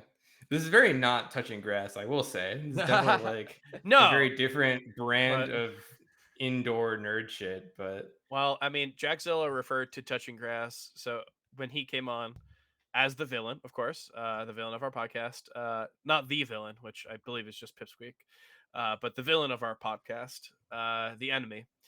When he came on, he was like, is this just where you talk about different media? Because Edwin and I just talked about what movies we watched recently. So yeah, there's a long history of using touching grass to talk about stuff that you do while sitting in your room by yourself, just staring at a computer screen. So no fault of your own for joining Machine into that learning. lineage. Edwin Budding, speaking of which, what has been going on in your world? Two things I would say, or like three things. I'll try to make them brief. Three. I mentioned it last week fuck? already that I've been like watching Rings of Power and There we go. House of the Dragon. So I've just been doing more of that, but I also picked up reading Fire and Blood, the basically what House of the Dragon was based off of, which is pretty cool. It's sort of, I think House of the Dragon is kind of up and down, but Fire and Blood's kind of fun to read, especially because it's written kind of like a historian account of the era and kind of sort of like the fantasy universe. I think this was your thing on the Kadoran episode. Yeah, so I've been continuing doing that. Football season's been underway, so I actually I kind of want to pick up some. I don't really know what skills I need to like sort of deal with this, but I have like a Pro Football Focus subscription, which lets me access like all these like super in depth stats, right? Like so the things like how well does this quarterback throw to this side of the field? How many dropped interceptions do they have? Like what passes do they have that qualifies like deep passes versus like intermediate passes and short passes or whatever. So I had this idea because like the way Pro Football Focus, they kind of like organize their data, it's all CSV and they like upload it on to, like directly into their website, but like it's really bad. Like it's not UI friendly. Like you can look up stats per individual season and like find really like good nuggets of information, but it's very bad for seeing like career overviews and like comparing players to each other. So I kind of want to like, I don't really know where to start with this. Like I created a project plan for this, but like, and I'm not quite sure the scope of what I want to do, but I want to do like I want to do like a deep dive into the best like deep passers in the NFL since like 2006. Because I think it's a really interesting topic. Like I've looked up a couple of individual players. Like I made a huge spreadsheet of that. Like I had to literally download Three names. Give us three names of people who you're looking up. I looked up Patrick Mahomes. I looked up Aaron Rodgers and Tom Brady. Cool. And I just like looked up all of them and I have like spreadsheets of individual data for like deep throwing, and like this includes things like not just touchdown passes or like box score stuff. This includes like completions of more than like 20 yards, and it includes even things that they call big time throws, which are would be completion. It includes completions or otherwise completions that were just dropped by the receiver and attributable to them. Like really detailed information and stuff. They even have like different like sides of the field that they throw on, which I think is like really fascinating. So I want to create like some kind of comprehensive like 2006 to 2021 like career spreadsheet for quarterbacks that qualify for it for like the most amount of like starting snaps or for like passing snaps or whatever, because I think that stuff is like so good. And in general, I think that like I think PFF's content is like fantastic for the information that you get, but it's really I just think the way they maintain it is like really bad and kind of like not user friendly. So I've been trying to figure out like a way that I could do that in not spreadsheet format, and to like put it up in like a graph, like something with the best graded deep throwers in pro football over the last like 15 years or whatever. So that's the second thing that I've been pretty busy with. I think that's. Does he get a third? Everyone, we're coming into hour 3 of the show pretty soon. I'll make it quick. I've been following the Brazilian elections, obviously, and I've just been like reading a ton on that and following that. Unfortunately, that was crazy, obviously. Yeah, PT got obliterated in the Senate race, which kind of sucks. But Lula did succeed in the initial runoff, and if you know anything about me, I'm just like a huge Lula fan. It's like my favorite like politician of my lifetime in like any country, and I just think his administration, like when he was president, was like really inspiring. And like it's pretty rare to find like a leader with as much like domestic successes from the center left, like Lula, just generally in the last like 50 years or whatever. He's like quite sensible, and I hope he wins the second round of the runoff election. So fingers crossed. Very good, Edwin. I will say, it's insane that you wanted to have 3 things, and your first one was just saying that you were continuing to do the thing that you did last time. Yeah, I guess that's true. Well, I have one question about your pro football focus. Does the subscription tell you who has the most wins this year? What team has the most wins? I don't think you need a subscription for that. Does it tell you? Okay, well, do you know who's the only undefeated team in the NFL right now by any chance? I'm not gonna give you the pleasure of stating their name. Go Birds. Zamu. Now, don't get any ideas. Everyone's going a little crazy, giving multiple things. I don't want you to say, here are the 5 things I've been doing, but I do want to hear what's going on with you. So do you have anything that you want to share? Yeah, so here are the 6 things that I've got going on. Fuck, I did just say 5. I just said 5 plus. Actually, it wasn't a crazy, obviously. Edwin knows. Oh, I was like, I did not expect you to like be following the Brazilian elections like that. I'm moving tomorrow to Illinois because I've been living in Arkansas the past like year and a half, and so that's really exciting. But I guess it's not actually something I've been doing. So I guess my been doing is also the everything is good era. Like I have not so much. I haven't been saying this as much recently, but I've been just saying like about random shit. God is good. I do not believe in God. I'm like not religious, but like I was that's driving. good. Yeah, That's a good vibe. I was driving and like alone, and I saw like a dog in some car, and I was just like, God is good. That's so funny. I'm not religious. That's what I'm talking about, dude. Yeah. God is good era. Yeah. Oh my God! Stop. GIGE. Oh my God. I could think of a few smashes. Definitely big GIGE. That's awesome. That's so great. I've not been touching grass. I have been playing Melee, sitting in my room, streaming a lot. Yeah. I'm excited to hear about the return to Illinois. The prodigal son returning finally. Are you around Champaign again, or? Yeah, I'm moving back to Champaign. That's super sick. Yep. Are you gonna see that house? Is that where the American football house is in Champaign? Oh, I think it is in Urbana, but I know nothing about that.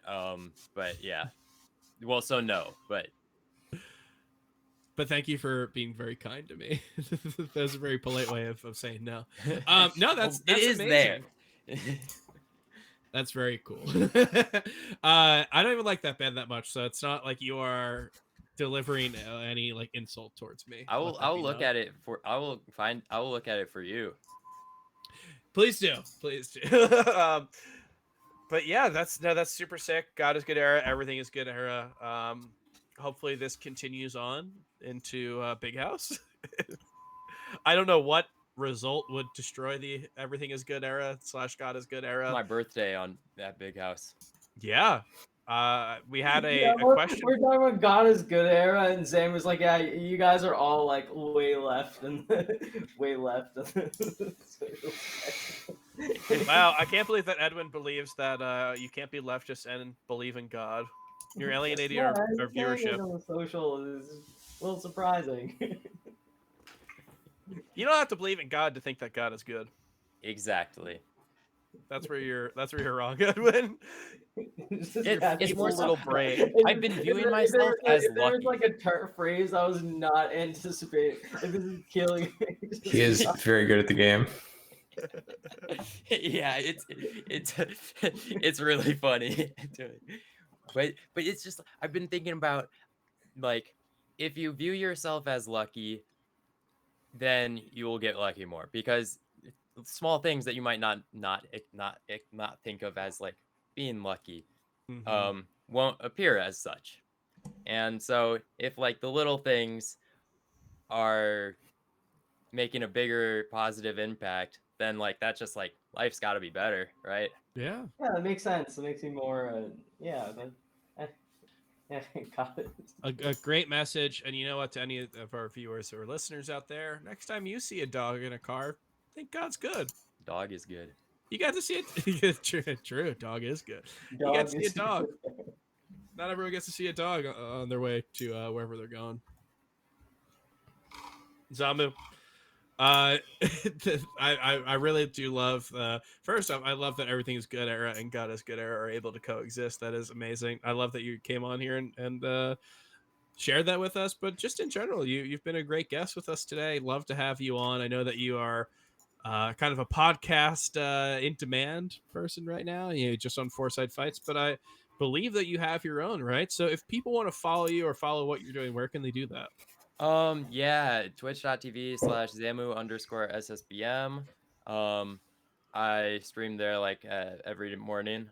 And then I have a podcast on Thursday nights, kind of, but it hasn't been for a few weeks. It'll probably come back. It definitely might not though. Yeah, and then Twitter, my Twitter is also at Zamu_SSBM, you know. Sick. Yeah, everyone can go and follow. Check out the God is good era as they as they heard about it.